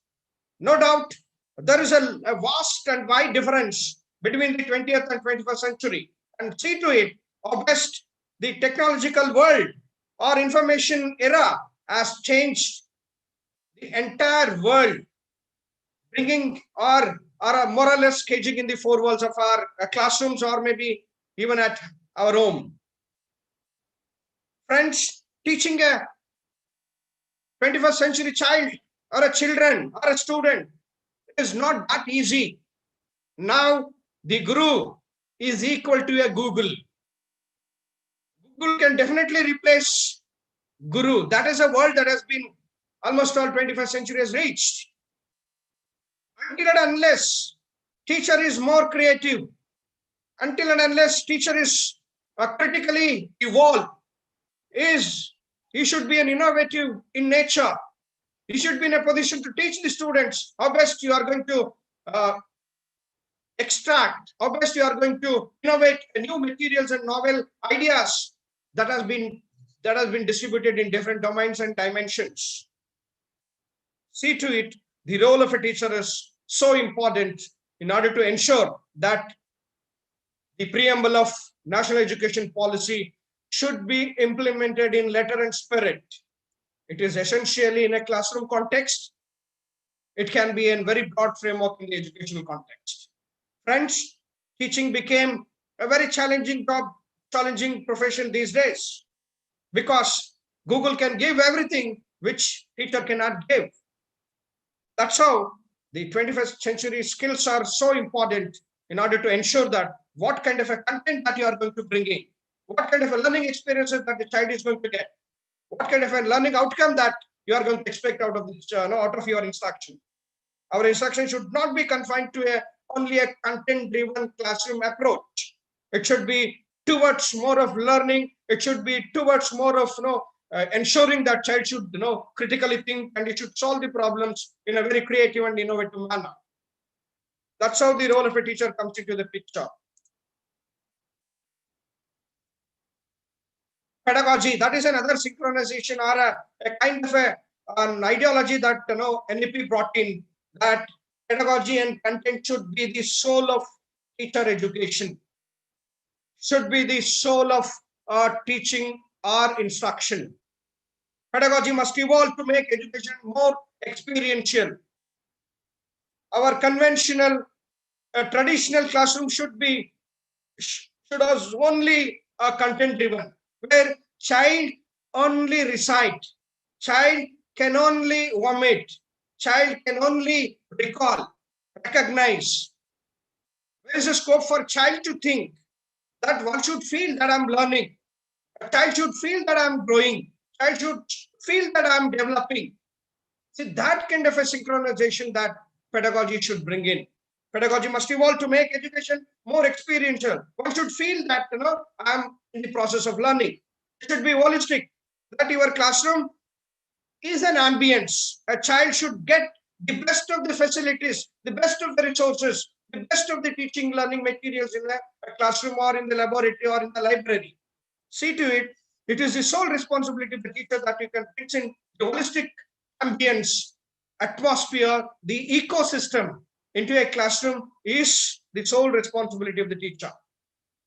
Integrated approach is the future of teacher education. The National Council for Teacher Education is dreaming that entire teacher education program in this country should be integrated in nature, like a profession like medicine, a profession like engineering, a profession like and law. Why not teacher education? That is what National Council for Teacher Education is very ambitious and dreaming that the future of teacher education should be only through an integrated approach. That's what integrated teacher education program that national education policy is also emphasizing. Friends, don't think that integrated teacher education is a simple program of teacher education like conventional or traditional program. It has been designed and developed taking the best practices of the world, provided that teacher education institutions are implementing in letter and spirit what the vision or the idea or the entire the framework that integrated teacher education program has been envisaged. We believe that teacher education institutions are taking the concept of ITEP into a very positive way so that they can implement in a very positive manner. That is the basic crux that we are trying to bring in, try to synchronize this pedagogy and content. That is a kind of a changes or a reforms or reimagining the teacher education in future days to come. No doubt our classrooms are very much coming to a very content driven approach. Where is the scope for a child should be given ample of opportunity for him to inquire, for him to explore, for him to innovate. There are hardly a chance. That is how teacher education should always think, that your pedagogy and content should always be driven towards inquiry driven approach. We believe that our pedagogy and content should always be oriented towards discovery approach, where learner should be the key element. Learner should be the center of our learning process. Discussion should be the basic concern, because we believe that teacher always has a practice that he is the king or queen of the classroom. Where is the scope for a child should express his difficulties, should express his limitations, should express his not able to understand what you are teaching. Everything also have a chance that it can bounce back. That is what your discussion should be the key element of your instructions or maybe teaching learning process. Of course, we believe that child is not an empty pot. Child is a learned individual. It is an institution. It is a teacher who can create a flexible environment, ensuring that not giving any kind of a scope for a kind of a negligency as far as the instruction is concerned. So the flexible refers, it is you should treat an individual or a student as an individual, not as an animal, and not as your own tutor, not as your own puppet. A child is always a creative. You should give them the ample of opportunities, ensuring that a scope for flexibility in order to expect better and best of a child. Unfortunately, Indian education system is not giving an ample of opportunity for the child to express his own creative abilities, to express his own intelligent or other form of his own abilities. Friends, that is how we believe that instructions teaching should be quite flexible in order to encourage child is reaching you with a lot of expectations. Question is how competent you are, how skillful you are, so that if your instruction is so enjoyable, so cherishing, so much of a kind of a joyful feeling that a child gets, there a kind of a pedagogy and content synchronization do happens. Friends, that is the important essence of national education policy that they proposed and recommended, that 4 years integrated teacher education program should be the future of teacher education. That's what I believe, that taking the entire preamble of national education policy, it tries to bring and tries to blend the Indianization as the local into an internationalization. No doubt, internationalization refers, it is the best of the things that is being practiced around the world. You have a chance that you can imitate, you can definitely bring in. But at the same time, you should also believe that we have our own best of the resources. Bring the technology from other world, use your own resources so that it becomes local to global. So that is the mantra or the entire crux of this policy. Tries to blend Indianization and internationalization, so that taking the local to a global, that is the future or the mantra of the national education policy. And there are certain salient features that I have worked out. Essentially, this national education policy is working or functioning on 4 major pillars or the verticals. All regulatory bodies comes under one a single window or structure. It can be divided depending upon the nature of the regulatory bodies, but however, regulatory bodies coming and working under a single umbrella.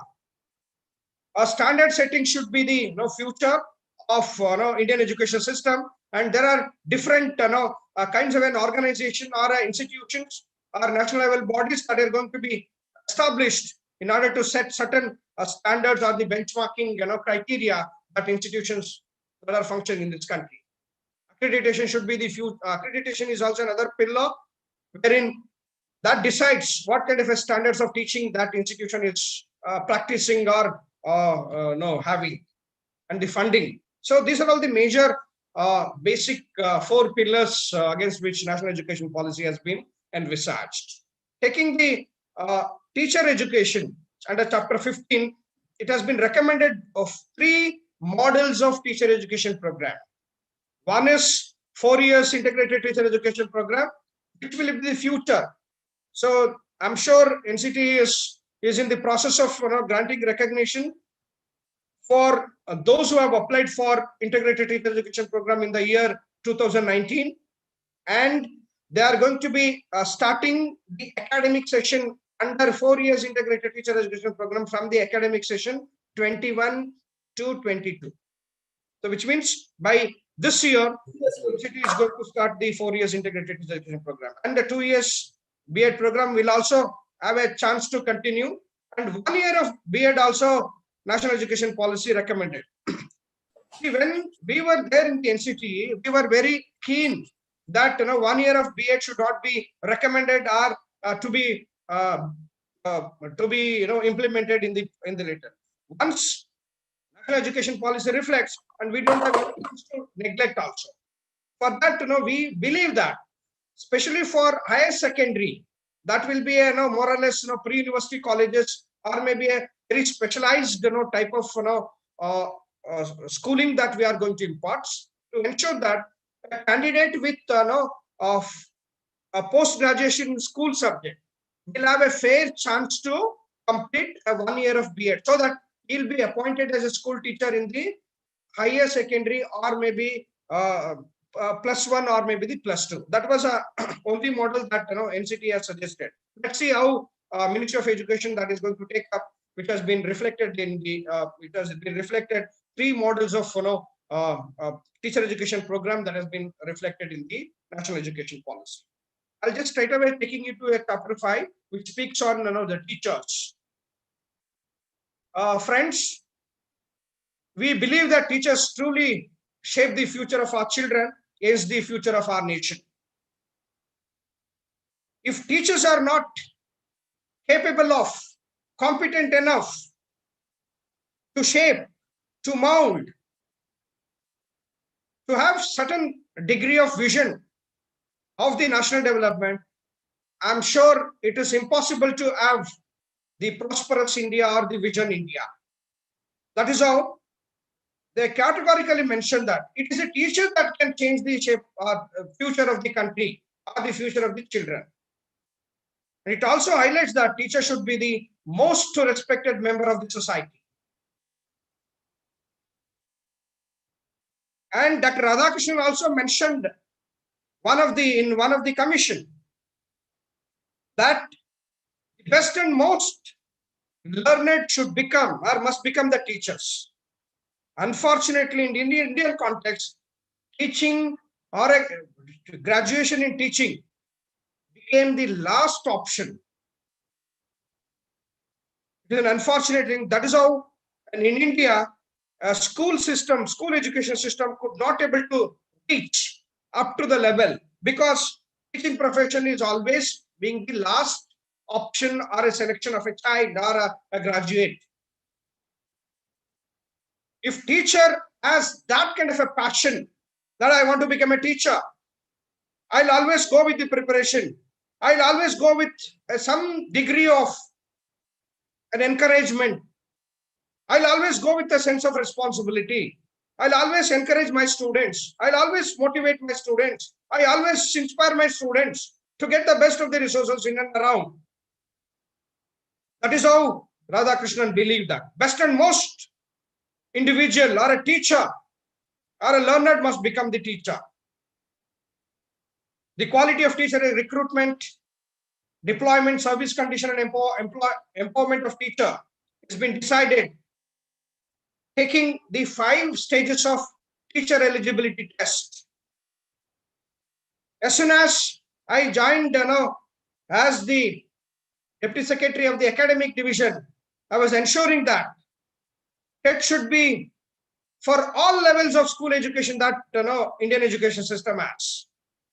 For that, even in the 2017, we believe that, and we have designed and developed 5 stages of teacher eligibility test, taking the guidelines 2011 guidelines as a base. And the same has been reflected in the National Education Policy 2020. So 5 levels of teacher eligibility test has been recommended, starting even to become pre-primary school teacher. It may be a government or maybe a private. One should have TET as a mandatory eligibility requirement. No doubt, National Education Policy also recommended that a minimum qualification to become a school teacher, starting from preschool to higher secondary. One should have the minimum graduation. Taking the international scenario of school teachers, it may be a developed countries or developing countries or even underdeveloping countries, a minimum qualification will be a graduation added with a professional degree, which means a Bachelor of Arts, Bachelor of Science, Bachelor of Commerce, and a Bachelor of Education will be a minimum qualification to become a school teacher, starting from preschool to higher secondary. For that, 4 years integrated teacher education program had 2 inbuilt specialization. One is pre-primary to primary as one of the inbuilt specialization. The another is upper primary to secondary, which means 4 years integrated teacher education program has 2 inbuilt specialization. One who want to become a preschool teacher or a primary school teacher can opt, can select the first inbuilt specialization. A candidate who want to become an upper primary or maybe secondary teacher can select the other second inbuilt specialization. That is a vision that integrated teacher education program has. the motivation and empowerment of teacher is required to ensure the best possible future of our children, hence the nation. So the problem with the Indian education system, especially with the teachers, once they graduated from the teacher education institution, once they joined their profession, Hyderabad ದಲ್ಲಿ ಮಾತಾಡ್ತಿದ್ದಾರೆ they believe that ಅವರ NEP ಬಗ್ಗೆ ನಡೆಯುತ್ತೆ. they lack the motivation. If they are recruited as government teachers, their mindset is different. If they are serving in the private schools, their level of motivation, the degree of motivation reduced to a greater extent, that they always mechanical motivation is only not triggering them to serve in the private schools. Unfortunately, government institutions are closing down in this country and private institutions are booming. And what is a measure that concerned state governments are taking in order to ensure the motivation of the students has to be restored? No doubt, in Indian context, empowerment of teachers can only be restored, is only possible only once they becomes the teachers of the government schools. And their mindset can only be decided based on their nature of the recruitment in governments or maybe private schools. Friends, you may be a teacher in a government or a private institution, but your motivation, your vision, your passion towards your profession should never fade from the profession with which you are attached. I always address all my student community. I believe that you may join any kind of a course with your own chance, but later it should become the choice. Choice is always driven towards your passion. A teaching profession, that's how we call it as a noble profession. You're not going to make a machine. You are going to prepare, or you are going to ignite the energy, the spirit of the students. That is how we believe that motivation and inspiration are the two pillars of the teaching profession. If you lack motivation, that ends. No student is able to motivate or inspire the way you teach, the way you encourage, the way you inspire. That's how the future of the children and the nation is essentially driven by the teachers that the students are going to meet, where the entire shaping or molding of their future ends the nation. As I mentioned, that teacher eligibility test will be strengthened, taking the content and pedagogy. Earlier and all, it was only other components are also a part of your TET assessment. And now content and pedagogy are the two major pillars of teacher eligibility test. If one is a biology teacher, he is being assessed essentially or predominantly taking the content and pedagogy as a major factor or a criteria. As I mentioned, pre-primary to higher secondary, 5 stages of teacher eligibility test will be a mandatory, maybe by 2025, and necessary direction and information may go to a concerned state government to implement. I'm sure ministry is also ambitious to implement by 2021. Let's see how it goes. It may be extended for another maximum of half decade, where state governments can prepare mentally. Other stages, like taking the fundamental, preparatory, middle, and the secondary stages of school education will also be taken into consideration.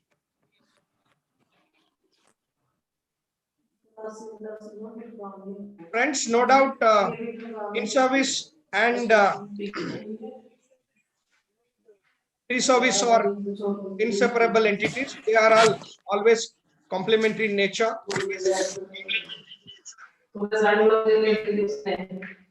Ask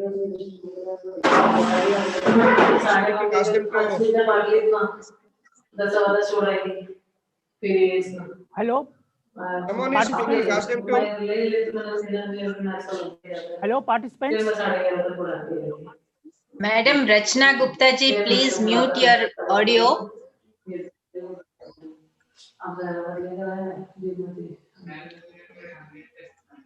Rachna Gupta. Please mute your microphone. I request all of you to mute. Rachna Gupta. Sir, at your end, you can mute, sir. Ramkrishna sir, you can mute. Yes. Rachna Gupta at an undi, sir. You can mute. Okay. Sorry. Friends, okay, go ahead. Pre-service and in-service entities are not inseparable, and they have their own complementary nature. One who gets pre-service training, once he becomes the teacher, he'll become the in-service. So that's all. We believe that continuous professional development should always be oriented towards self-improvement, taking the latest innovations in terms of the content or maybe the pedagogy, or a kind of an advancements that is being taking place in the field of teaching profession. So continuous professional development is also another policy that they have recommended. And to ensure that every teacher has the flexibility to optimize their own development as a teacher. Problem, we know that our teacher is always a pivotal subsystem of the education system. If teacher has a flexibility to optimize their own development as a teacher, because taking the local or their own resources in and around, a modular approach to continuous teacher development can also be adopted. See that a teacher should be given so much of flexibility. Of course, taking the other negligency as a factor, if you just give them the flexibility as a teacher to optimize their own their talents, their own potentials, definitely they'll be in a position to contribute. That's how in Indian education system, teachers always believe that they are the source of inspiration and they are the source of motivation. And in future, so these are all the future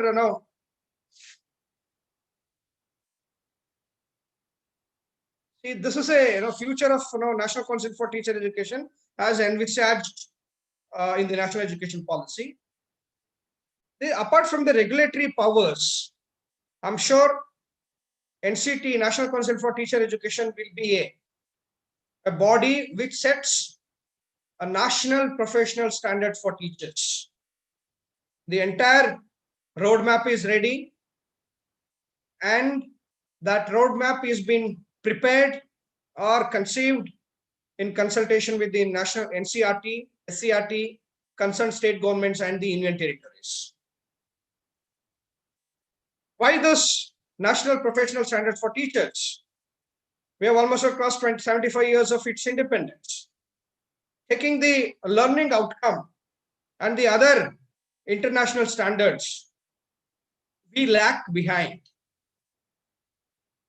So that is how National Education Policy has envisaged that there should be an exclusive body that sets certain standards, certain criteria, certain parameters to consider. The first parameters, as I mentioned, National Council for Teacher Education is the authority, the academic or a professional authority to decide the minimum qualification to become the school teacher, which means NCT is empowered by the ministry that NCT is going to fix certain standards, norms, and criteria to recruit or to be eligible to become school teachers in the Indian education system. For that, entire roadmap is ready, and I'm sure by 2022, NCT will be, NCT will be more or less considered as a body in order to ensure that professional standards of teachers are going to be implemented. And these are all certain plan of action that has been suggested, that has been submitted to the ministry. And I'm sure this is almost all 4 months old. I left NCT in the month of November. And I don't know whether what kind of a plan of action that NCT has submitted to the ministry. We'll have a chance to take up in a right spirit by the ministry. And let's see. So I have prepared 2 columns. As I mentioned, the teacher education component has been reflected in chapter 15. So the left column is a recommendation as reflected in the national education policy. The right side, you can see the plan of action submitted by the NCT. Okay, so these are all some temporary arrangement, how it has been envisaged. I'm not sure whether the same plan of action that has been submitted by the NCT in the year 2020, roughly around September and all, August, September, and let's see how it is going to be. And maybe the later changes or the development may be added later status. And this is only a kind of a plan of action that has been prepared by NCT in the month of August or September 2020, right? So the 15.1 is more or less like a preamble or a introductory part. 15.2 is a serious observation of Justice Verma Commission of 2012. The recommendation is this: majority of the standalone teacher education institution, roughly 10,000 teacher education institutions, not even attempting a serious teacher education institutions. They're selling the degree after taking the admissions, which means it was even after close to 1 decade of observation and recommendation by a report by the Justice Verma Commission. NCT has initiated a lot of measures in order to ensure that teacher education institutions are functioning in a expected norms and standards. And they also observed that regulatory efforts so far have neither been able to curb the malpractice in the system nor enforce basic standards for quality. I believe that National Council for Teacher Education is a regulatory body. So the day NCT invites the application till grant of recognition, the sole responsibility stops. Rest of the monitoring, admission, conducting examination, awarding the degree, predominantly governed by the affiliating bodies. Once NCT grants the recognition, most of the responsibility stops, apart from the certain regulatory norms and standards, time and again that they are trying to bring in order to ensure the best of the practice. And they also said that regulatory efforts, either it may be an affiliating university or maybe the institution, should always be very directive in such a way that they'll not be in a position to have certain malpractice in the system and some kind of a standards to ensure quality teacher education is being imparted. For that, 2014 regulation was very clearly defined framework that teacher education program has been clearly envisaged, and almost all 15 teacher education program, including diploma, bachelor, and master program, have been clearly given. So, taking this basic observation, NCT has initiated one of the measure to fill performance appraisal report by the teacher education institution. In the recommendation, you can see close to 10,000 teacher education institution. More or less, they could not able to fill performance appraisal report. Hardly out of 17,000 teacher education institutions that are functioning in this country, only 7,107 teacher education institutions filled the performance appraisal report, which means close to 10,000 institutions could not able to fill, which means they are trying to hide the facts.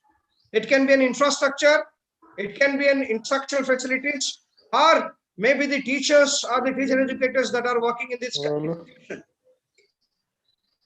To ensure that by 2030, only educationally sound and multidisciplinary and teacher education, integrated teacher education program shall be enforced. For that, NCT is also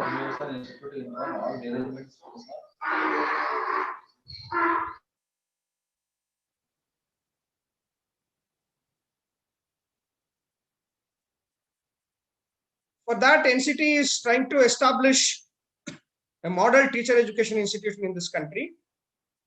I'm sure maybe in the pilot phase, NCT is in the process of recognizing only government institution in this country in the form of a pilot. If these government institutions could able to maintain certain norms and standards, can able to impart the best of the integrated teacher education program, then it may be replicated or maybe switching over to a private teacher education institution also.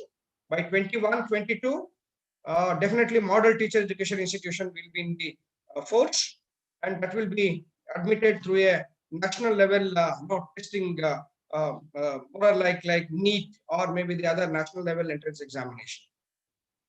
15.4 believes that all multidisciplinary universities and colleges will aim at establishing education department which carrying out cutting edge research in various aspects of education, will also run B.Ed programs. This is almost all the recommendation, and we are also believe that we have also already NCT has already taken trying to popularize the ITEP course will be implemented by 21 and 22. Only to ensure that what kind of a cutting edge research that is being taking place in the education departments, either it may be in the state universities or central universities or maybe Institute of Advanced Studies and all. And I'm sure NCT is in the process of devising an appropriate mechanism to ensure that standalone teacher education will be required to convert into a multidisciplinary institutions offering 4 years integrated teacher education program. So we were also very ambitious when we were there that those who are running 2 years of teacher education program, maybe by 2025 will be directed to switch over to 4 years model of 4 years integrated teacher education program. That is one model that we have suggested. Those who wanted to start 4 years integrated teacher education program can also be applied. Those who are having multidisciplinary institutions, that is also another option. See, the 2 phases NCT that is implementing is popularizing ITEP course, which will be the future of teacher education. The second mechanism will be those who are standalone institution will be directed or shall be directed to switch over to a 4 years of model teacher education institution. That is also another an idea that NCT has. And the 15.6 will be higher education institution offering teacher education program will ensure the availability of a range of experts in the education and related discipline as well as specialized subjects. Each higher education institution will have a network of government and private schools to work closely. You know that most of the Indian universities, it may be central universities or state universities or private universities or autonomous universities or deemed to be universities, they are functioning in isolation, which means there is no connection between the graduation and post-graduation and the research, or maybe a doctoral or maybe the postdoctoral research. What happened? Why India could not be able to flourish, especially in the universities level, because graduation is a separate unit that is been functioning in a particular locality.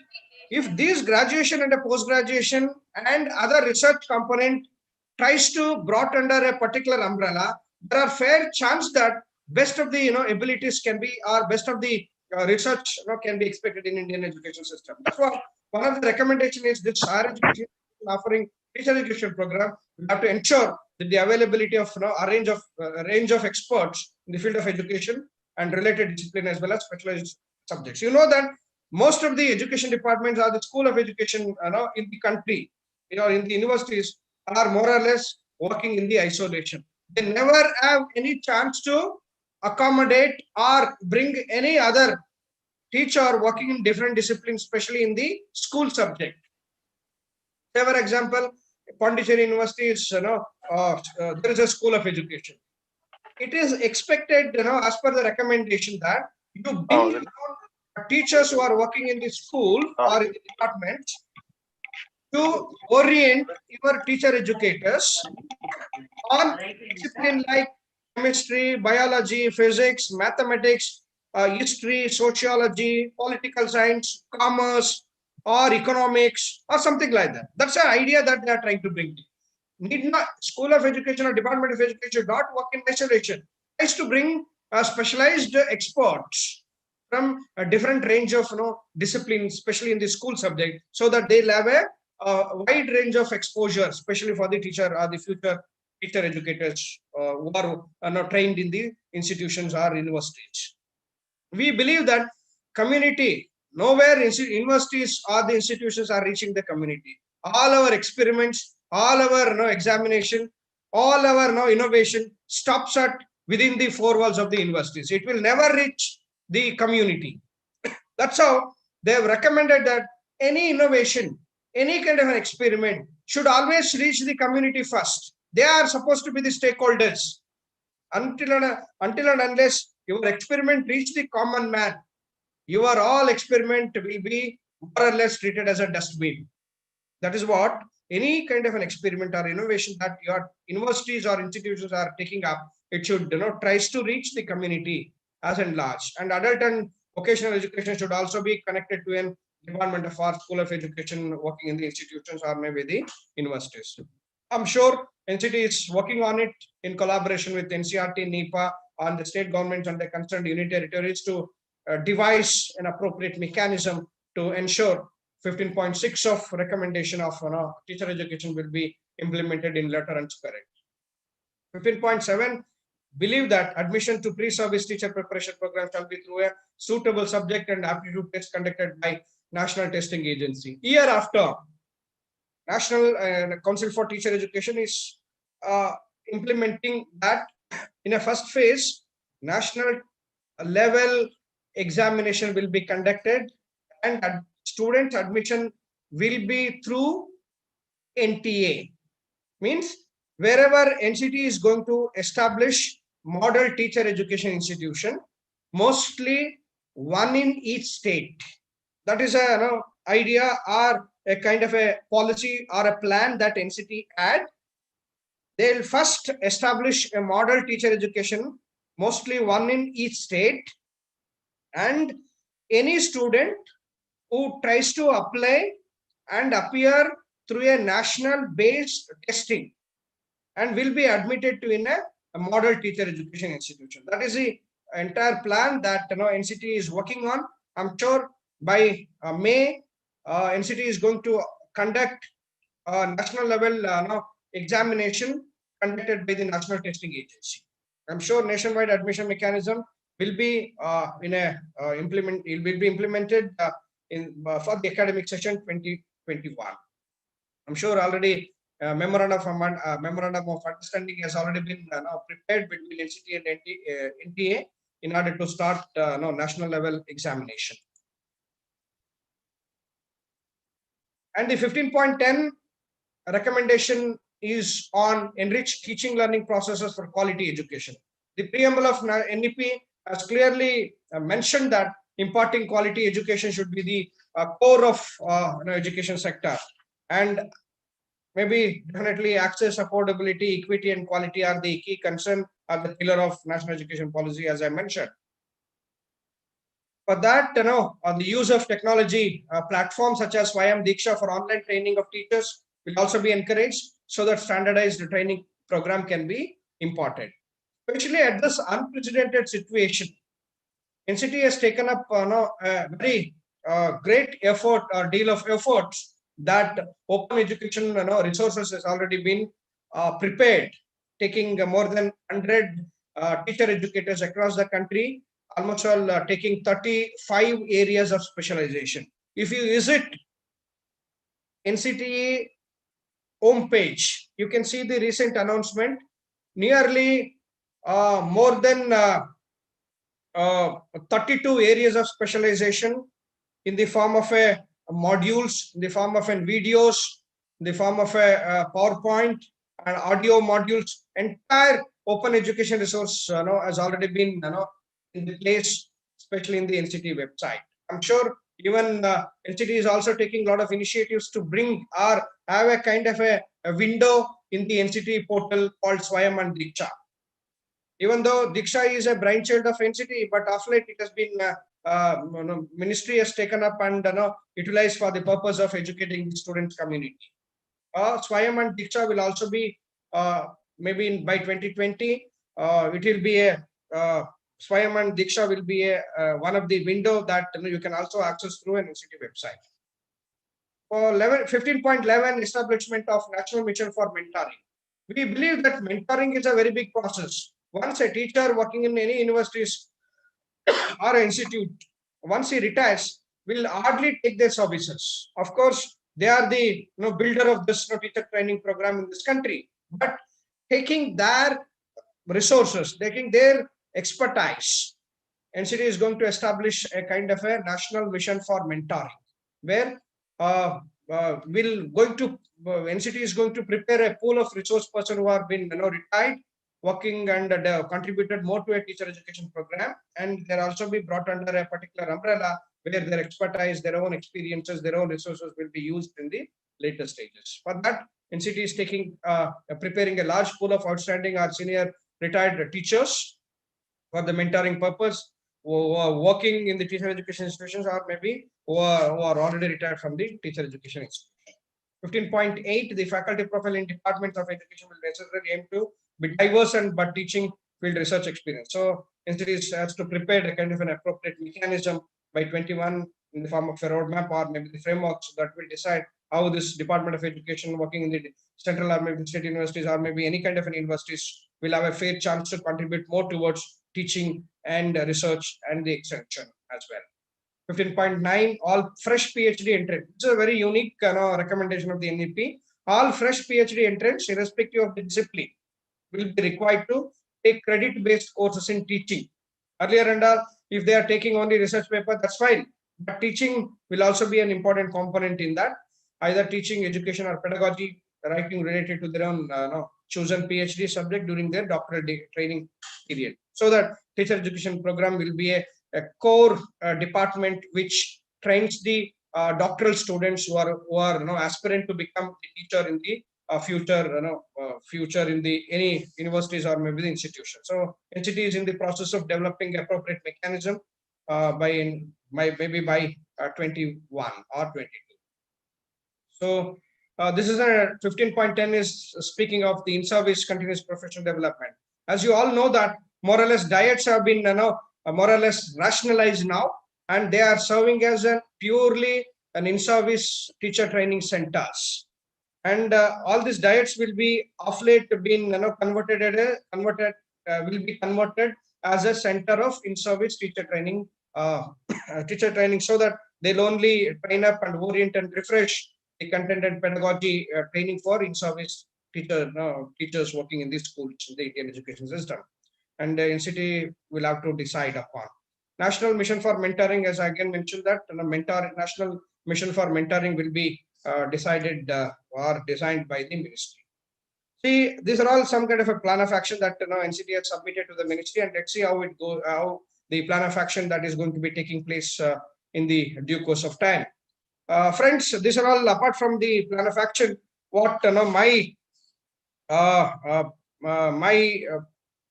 role today is reimagination of teacher education in future.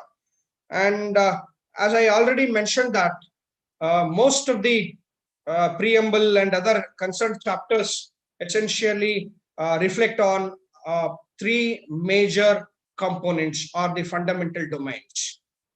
One is the foundational knowledge that each teacher should have, that has been reflected by the UNESCO 21st century learning skills or something like that. And foundational knowledge should be the core, humanistic knowledge should be the value, and meta knowledge should be the action oriented approach. If you just look at this slide, there are three major components. Each component is reflecting on the foundational knowledge to know. It can be a digital or ICT literacy as one of the important components that the 21st century teacher or the student should know. Core content knowledge, how we are going to impart, and cross-disciplinary knowledge. See, each domain has three pillars. Each pillar is speaking of how to know, how to value, and how to act. So that is what, for as a teacher, you should always prepare to have these 3 pillars as the core of your teaching domain. Friends, we believe that the role of a teacher in the 21st century is a very big question. And the kind of a teacher that we are preparing will reflect the national development. If you prepare a poor teacher, you can expect the poor country. If you prepare a visionary teacher, you can expect the progress, prosperity. If you prepare an ignited teachers, you can feel the progressive country. See, that is what national development is purely reflected on the kind of a teacher, the nature of the teacher that you are going to prepare. The role that we are playing in 21st century is not that easy. Igniting a teacher, igniting a student is not that easy until and unless you have the spark, until and unless you have the passion, until and unless you have the spirit. All this cannot be transferred to your own students' community. We believe that energy, spirit, ignition should be the key component of preparing the future teachers. I've taken 2 slides from a movie called Tare Zameen Par. I'm sure all the teachers and teacher educators might have watched this movie.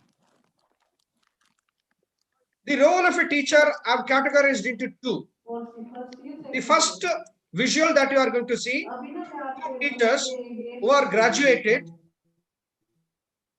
who are always busy in their own, making a mockery, discouraging the students' community, and always not ready to take any kind of a challenges. Below the visual or an image that I have given, a teacher and a student. Student has certain difficulties, and a teacher is able to understand a child in a very conducive manner, his own difficulties in learning, his own a kind of a psychological disorder that a child has. All of us are teachers. We need to ensure whether I am fitting into the first visual that I'm just screening it or the second visual that I'm screening it. As a true teacher, we believe that second visual fits into it, provided you are a teacher with a vision, you are a teacher with energy, spirit, and a passion. If you are not having a passion, never become a teacher. If you are not having a spirit, never ever think of to become a teacher. Get the degree and get lost. Get the degree, pay to some institution, they sell the degree, sleep with the degree. Never ever enter the profession called teaching. Teaching has a lot of responsibility. If you go to a teaching profession with sense of responsibility, then only you can visualize, you can dream the true India, the vision India. I'm so happy that Osmani University has taken up such kind of a topic that national development is truly through a teacher education. Friends, teacher profession itself is under question. A non-committed teacher, non-contented teacher, not inspired teacher, not motivated teacher are entering the teaching profession. If they enter, they spoil the generation. They spoil the students' community. They spoil the energy with which a student comes to a schooling. That's how you should always have that kind of a dream. What kind of teachers that we are preparing in the institutions? If you are not igniting their energy, it becomes a waste. You are only giving them the training. Training anybody can give. A Tom and Jerry can also train the teachers. But igniting in a right manner to a right individual speaks what kind of a teachers that you are going to prepare. We believe that Ministry is taking a lot of efforts to restore the integrity of teacher education system, and NCT is nowhere the exception. A It is also making a lot of efforts to restore the integrity of teacher education system in this country. All substandards, standalone teacher education institution across the country shall be shut down. That is the first and foremost, Justice Verma Commission report and recommendations. If standalone teacher education institutions are working, they don't have any kind of an access to utilize or optimal utilization of the resources in and around. That is the reason Justice Verma Commission report is not simply based on certain facts and figures. They have gone to a literary to the teacher education institution. They have visited the teacher education institution, and accordingly they have reported and recommended that substandard teacher education institutions are functioning in this country. Standalone teacher education institutions could not able to bring the best of the resources to the student teachers. They are being trained in the institution. I'm sure Ministry of Education is taking a lot of initiation to close down the substandard and standalone teacher education institution. NEP is also constituted an high-power committee under the chairmanship of Professor S.K. Saluja to ensure our best teacher education institution may be closed down, those who are substandard and standalone. NCT, being a regulatory body, is also making all our efforts, but still, as per the observation of the Justice Verma Commission, that regulatory efforts not able to curb the malpractices of the teacher education institution. I'm sure NCT also will have a fair chance to take up certain responsibility of teacher education institution. It can be a in training of in-service teachers and maybe a pre-service teachers in future also. With this, I conclude my presentation that national development is possible, bringing any kind of a changes. I'm sure Ministry of Education is sure that they're going to bring a kind of a changes, sectoral changes, reforms in the entire discipline, or bringing pedagogy and content into a very in a very rigorous manner.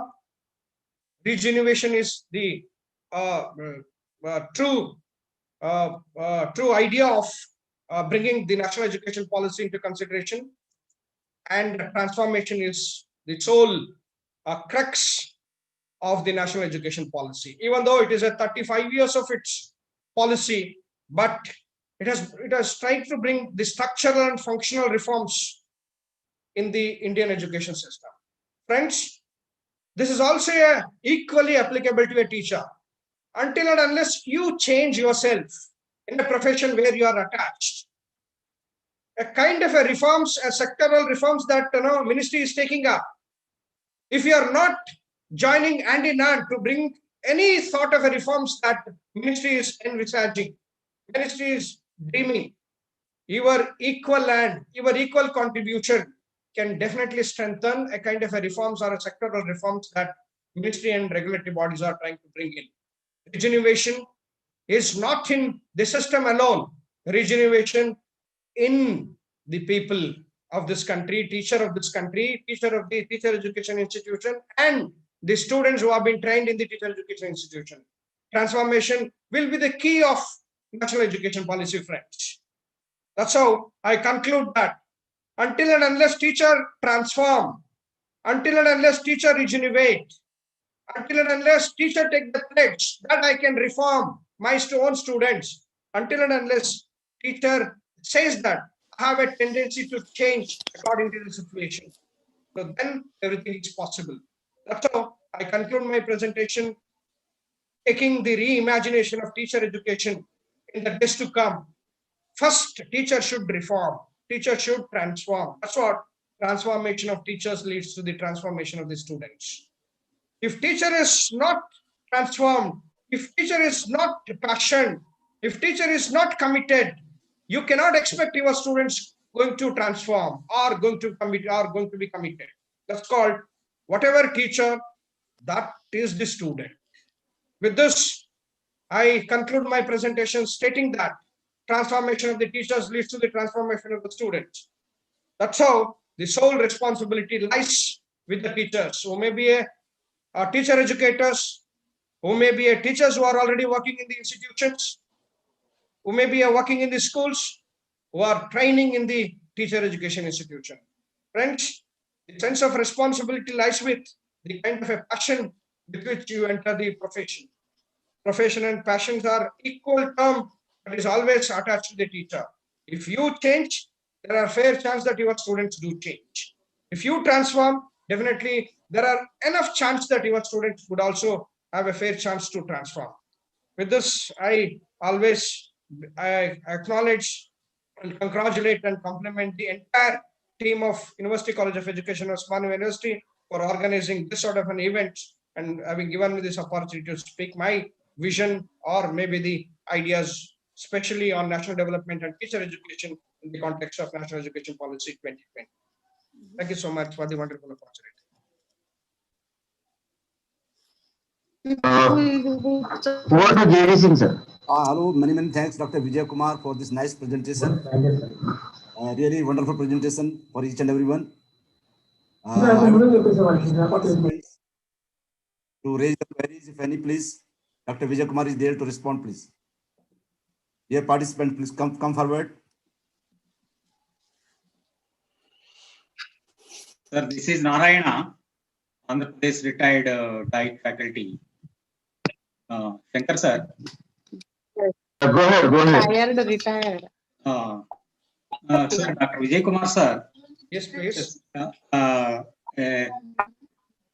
Okay, everything is fine and good presentation and information you aspired for the entire system.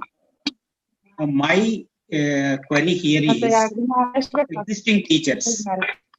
I think somebody, please wait, sir. Somebody is speaking in between. I'm not Please don't talk in between. Mute yourself, Prabhaji. Prabha, sir, I'm not able to hear. Be a little loud. Is it okay, sir, now? Yeah.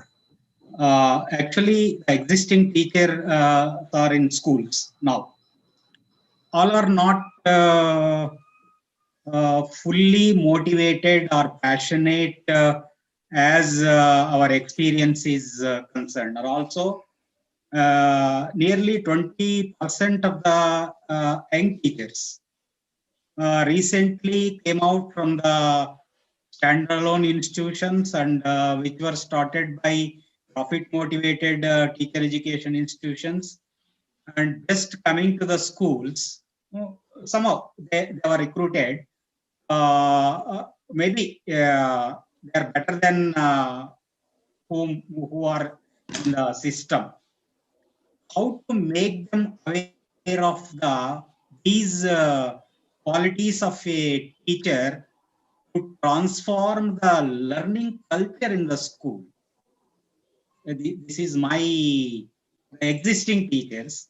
4 years integrated course, and if it is implemented and do it in an effective way from 2025, existing teachers, how to make this happening.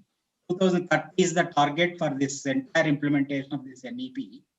In this transformation period, how to motivate these teachers for all stages of learning, especially mission mode is coming, this FLN and all these things as per the recommendations of this NEP. Please give your this one, sir. Especially that's what I always believe, that it's a teacher who can make the difference. Yeah. See, we have been whatever the position that we have occupied, the brain, the force, the energy is only my teacher. Yeah. Apart from our parenting and other the ecosystem taking into account. Yeah. See, whenever we are trying, that is what now my entire presentation is only on that. See, we believe that teachers should have this spark. It is like an ignition, no? It is like a mutual. If you don't have the vigor, if you are not passionate, that I'm just getting the salary only because of my not only my status. There is beyond your profession. Even if I'm not able to motivate, I'll get salary. If you motivate, more than 100 students will be motivated. Taking the teaching as an important. Of course, we are essentially, teaching is essentially to train the student teachers. See, within that period, say it is in 2 years, within that 2 years of framework, if 20 to 30%, as you mentioned, that they are selling the degree, they don't know what is a pedagogy and content. Even if you ask a postgraduate in school subject and BEd, and he'll not be in a position to give you what is a pedagogy and pedagogy and a content synchronization, which means any content can be very well taught by blending or by combining both pedagogy and content. See, it all matters the kind of a passion with which they get the degree. See, nowadays, you know that in the year 2000, before 2014, NCT is of the opinion that 1 year teacher training is not sufficient. At least 1 year BEd was a bit rigorous, tries to give the maximum inputs. Unfortunately, NCT was of the opinion that once you make it a teacher education program into 2 years, with a hope that they'll get the best of the professional inputs and the insight. Unfortunately, this 2 years have become a kind of a curse for the teacher education institution in this country. That is the saddest part, as an academician, I believe that. At least 1 year was a bit rigorous and, a lot of inputs and insight has to be given, given. But, 2 years, program, it became more or less like a business rather than the profession. The teacher, that is what entire exercise, entire ignition, entire inputs has to be within the framework of pre-service teacher training. So that is what we believe that. See, once they go out of it, hardly they get that kind of an ignition that they can. So that becomes, they hardly they teach, they are hardly committed, they are not serious enough. So the entire profession becomes seriousness. So thereby the entire profession will have a fair chance to reduce its quality. So the quality is a very big parameters. It is not that only NCT can regulate that quality as a important element. It is the institution that has to be implemented in letter and spirit what we speak. Regulatory body is sitting only in Delhi and tries to give you this is an arms and standards. How many institutions are practicing it? How many institutions are implementing it? It's very few institutions I can say. Hardly, yes, it is a 20 to 30% of the institutions are really truly working for importing true teacher education program. Sir, one more, yeah, sorry to interrupt you. One more question. In the chat box, if the PhD research students of all disciplines are allowed to take classes on pedagogy and other teacher education subjects, is it not going to dilute the quality of teacher making? What is your take on this proposal?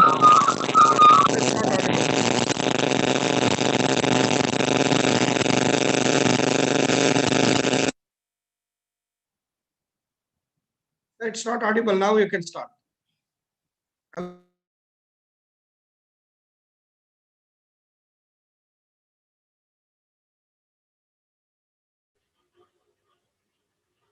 Sir, please unmute your Sir, mic. unmute yourself. Yeah, sorry. Unmute. Yeah. If the PhD research students of all disciplines are allowed to take classes on pedagogy and other teacher education subjects, does it not go into dilute the quality of teacher making? What is your take on this proposal of NEP-2020? This is from Edward Srinivas Reddy.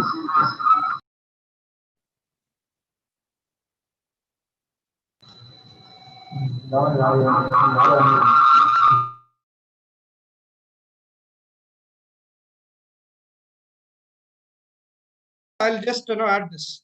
See, we believe that always teacher education institute have program or the departments in isolation. You hardly meet the people around. Means you don't have any kind of a collaboration with the school subject that they are specialized.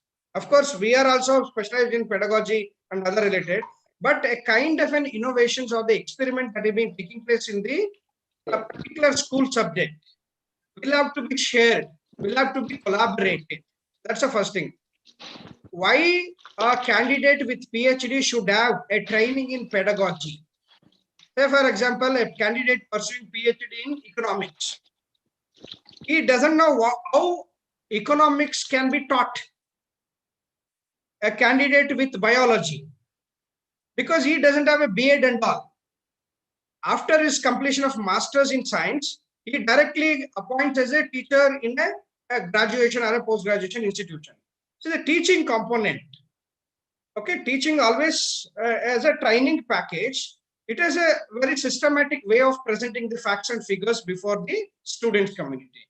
That's what recent initiatives, you may be surprised that earlier and all, especially in the Karnataka state government, a candidate with post-graduation can directly become a teacher in the pre-university college, which is +1 and +2, without B.Ed.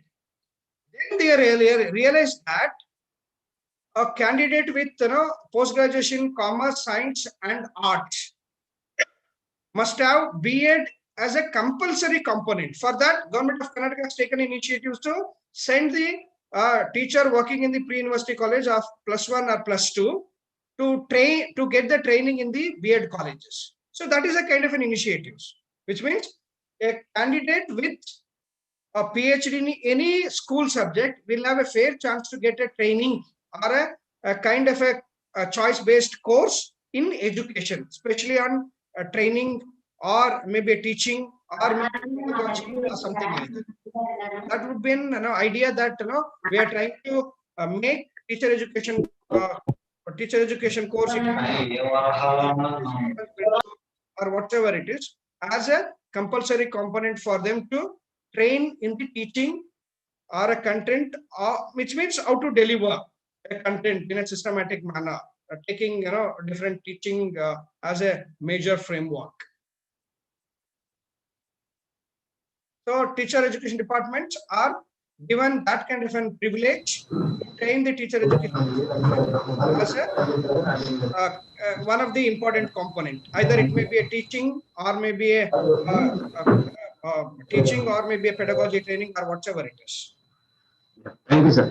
Now we will close this session, and before closing, I request Jason sir to say thanks to Vijay Kumar sir, and after that, our rapporteurs will compile these 4 discuss person sessions, then followed by formal vote of thanks. This is the end program of the today. Now I request Jason sir to say thanks to Dr. Vijay Kumar sir.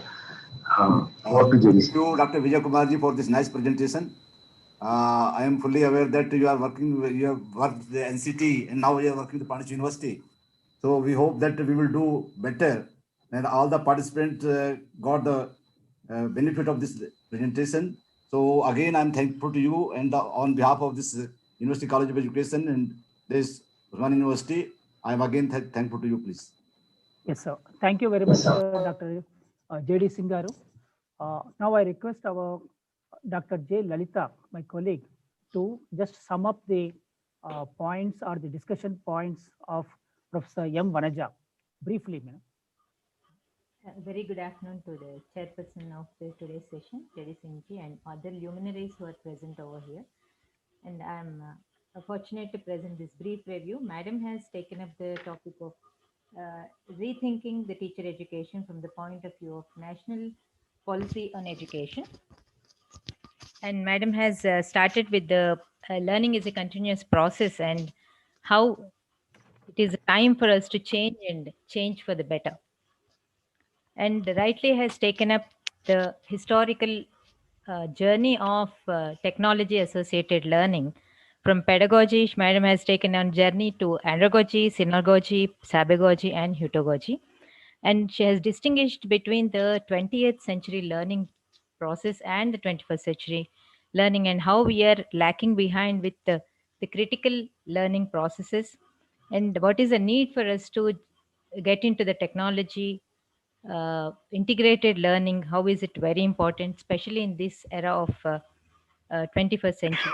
And Madam has given us many new terms that are associated with learning, teaching, and she has given us the importance of the dialogue that is very, very important, and we could got reminded of the great Greek philosopher Heraclitus. You can never step twice in the same river. So process of education, and also Sa Vidya Ya Vimuktaya. And Madam has concluded with Alvin Toffler, and we have to really appreciate the efforts. The literate of 21st century will not be those who cannot read and write, but those who cannot learn, unlearn, and relearn. Thank you very much, sir, for this. Thank you, Lalita. And now I request Dr. B. Sujata, my colleague, to wrap up the session of Professor Y. Srikanth. Thank you, sir, and good afternoon to everyone. Professor Srikanth sir has explained many issues. Sir has given clarity on what is content, what is test, and what are the competencies, and the importance of relationship of numbers also. And sir has focused on National Achievement Survey. It is focused on from all the areas of children. Sharing many ideas like posing the questions to the students are very important, and competencies developed through many ways. Develop some metacognitive aspects also very important to make them prepared for life. And 21st century skills should test through many ways. Critical thinking, creative thinking, and problem solving skills are very important for children. Develop standards in graded manner, not in standardized tests. Competencies test through not product, but the process. Test hyphen-wiseness is very important. Selection process of the teacher's education also very important. And the content along with the competencies are very important. Sir has focused on fundamental aspects are very important for the child. Students' interaction also very important, and has Sir clearly mentioned about academic standards and learning outcomes also. Finally, he has given clarity on MCQs. Through MCQs also we can develop many skills. Thank you, sir. Okay, ma. Welcome. Now I request Dr. Sunita to just briefly highlight the important discussion points of Dr. S. Bhaskara sir and Dr. R. Vijay Kumar. Thank you, sir. First, Dr. S. Bhaskara sir presentation was very creative and very practical presentation. Sir started with what is teaching and training. Sir told about teaching as reflection of school activity, and training according to the teacher should be trained according to the school activity. Sir has compared creatively about the training with Bratam, and he explained about do's and don'ts in training program. And Sir has also touched upon what are the skills that are required for the development of a teacher, that is demonstration, imitation, practice, and internalization of what they have learned so that they become a good practice teacher. And Sir talked about the project, how we have to plan, and how important is the planning. And Sir talked about the problem solving approach and issue analysis model, where Sir has talked gave the steps in issue analysis model. And by all these things, Sir told that a teacher can become a quality teacher. Thank you, sir, for your presentation, Bhaskara sir. And coming to Dr. Vijay Kumar sir, his presentation was wonderful and extensive presentation in a crispy manner.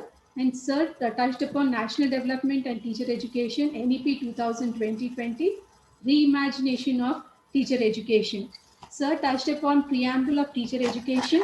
Sir told that national education, national development depend on type of education we are providing in the schools, and in the same way, the type of training we are giving to the teacher educators in the teacher training institution. And Sir talked about providing universal access to education in terms of economic growth, justice and equality, scientific advantage, national integration, and cultural preservation. And Sir, in the preamble, Sir stressed upon the local, Sir told that we have to consider the local resources and optimal use of the local resources. And Sir has talked about the there should be less gap between the education system, the training and the education system. And Sir moved upon telling that there should be less content and more learning in the schools. And sir also spoke about the critical problem solving approach, and he told that NEP should be implemented in a right spirit, and it is very challenging for the teachers to implement this program in a right direction. And then sir spoke about the pedagogy must evolve to make education more experiential, holistic, integrated, inquiry driven, discovery oriented, learning centered, etc. And sir gave importance about the ecosystem of classroom. And then NEP is aiming teacher education like integrated education for the best practices. And then sir talked about the action plan for teacher education, and the roadmap has been in process. And he talked about the teacher should be flexible for continuous professional development, where he told that the teacher should be ready to take in-service and pre-service training program, and they should get skills, day-to-day skills that are important for the education system. And the sir also spoke about the national professional standards for teacher education. And sir also spoke about the teacher education component, its recommendations, and NCTE plan of action. And sir spoke about the professional standards, where he touched upon the professional knowledge and understanding, professional values and attitudes, and professional skills. Sir also talked about the 21st century learning skills, that is, he gave importance to foundational language, metacognition, and humanistic knowledge. And then sir also stressed upon that teachers should be committed in taking up their responsibility. And at the end, sir concluded that transformation of teachers is the key of NEP 2020, which is important for the national development. This can be achieved through change, reform, rejuvenation, and transformation of the teachers. And sir has very well explained by showing this changes through the butterfly stages, which was really appreciable and which was very interesting. Thank you very much, sir, for your inspiring lecture. Thank you, sir. Thank you. Most welcome. Sir, J.D. Singh, sir, would you like to say something? Today's session was very, very informative, and I think all the participants got the benefit. And I hope that in our practical life, we will adopt and we will follow this. Whatever we got the input from the resource persons, that was wonderful. And being a teacher practitioner, I hope that this is the duty of we people. We should go as per the recommendations of the new education policy, and we should work for hard. And I hope that the results will be in a positive manner. Thank you, sir. Right, sir. Thank you, sir. Now we have come to the concluding of today's session. I request Dr. Madhukar, my colleague, to propose formal vote of thanks for today. Thank you, sir. Thank you, sir. It gives me immense pleasure to propose formal vote of thanks for the 3-day national webinar on national development, teacher education, NEP 2020, organized by University College of Education, Usman University, under the Samagra Shiksha, in collaboration with SRC NCT, Government of India, New Delhi. First, I would like to thank today's chairperson, Professor J.D. Singh, sir, Principal, Tagore Government College, Port Blair. Thank you, sir. Thank you. I would like to thank Professor Varaja Madam, Professor, School of Education, Manu, Hyderabad. I would also thank Professor Y. Srikanth, Principal, RIE Mysore, Coordinator, IUCTE, Mysore, and also Dr. S. Bhaskara, sir, NCT member, Retired Principal, IISc, Bangalore. I would like to thank Professor Vijay Kumar, Department of Education, Pondicherry University, for their valuable talk on reimagination of teacher education. I thank the rapporteurs of today, Dr. B. Sunita, Dr. J. Lalita, Dr. B. Sujata. I thank our Chief Partner, Sri Arvind Kumar, IAS, Vice Chancellor in charge, Usman University, Patterns, Dr. C.H. Gopal Reddy, Registrar, Usman University, Professor T. Krishna Rao, OSD to DC, Usman University, Coordinators, Professor A. Ramakrishna, Principal, University College of Education, Usmania City. Dr. P. Shankar, Assistant Professor, Department of Education, Member, SRC entity, Government of India, Advisory Committee. Professor L. B. Rathod, Dean Faculty of Education, Usmania University.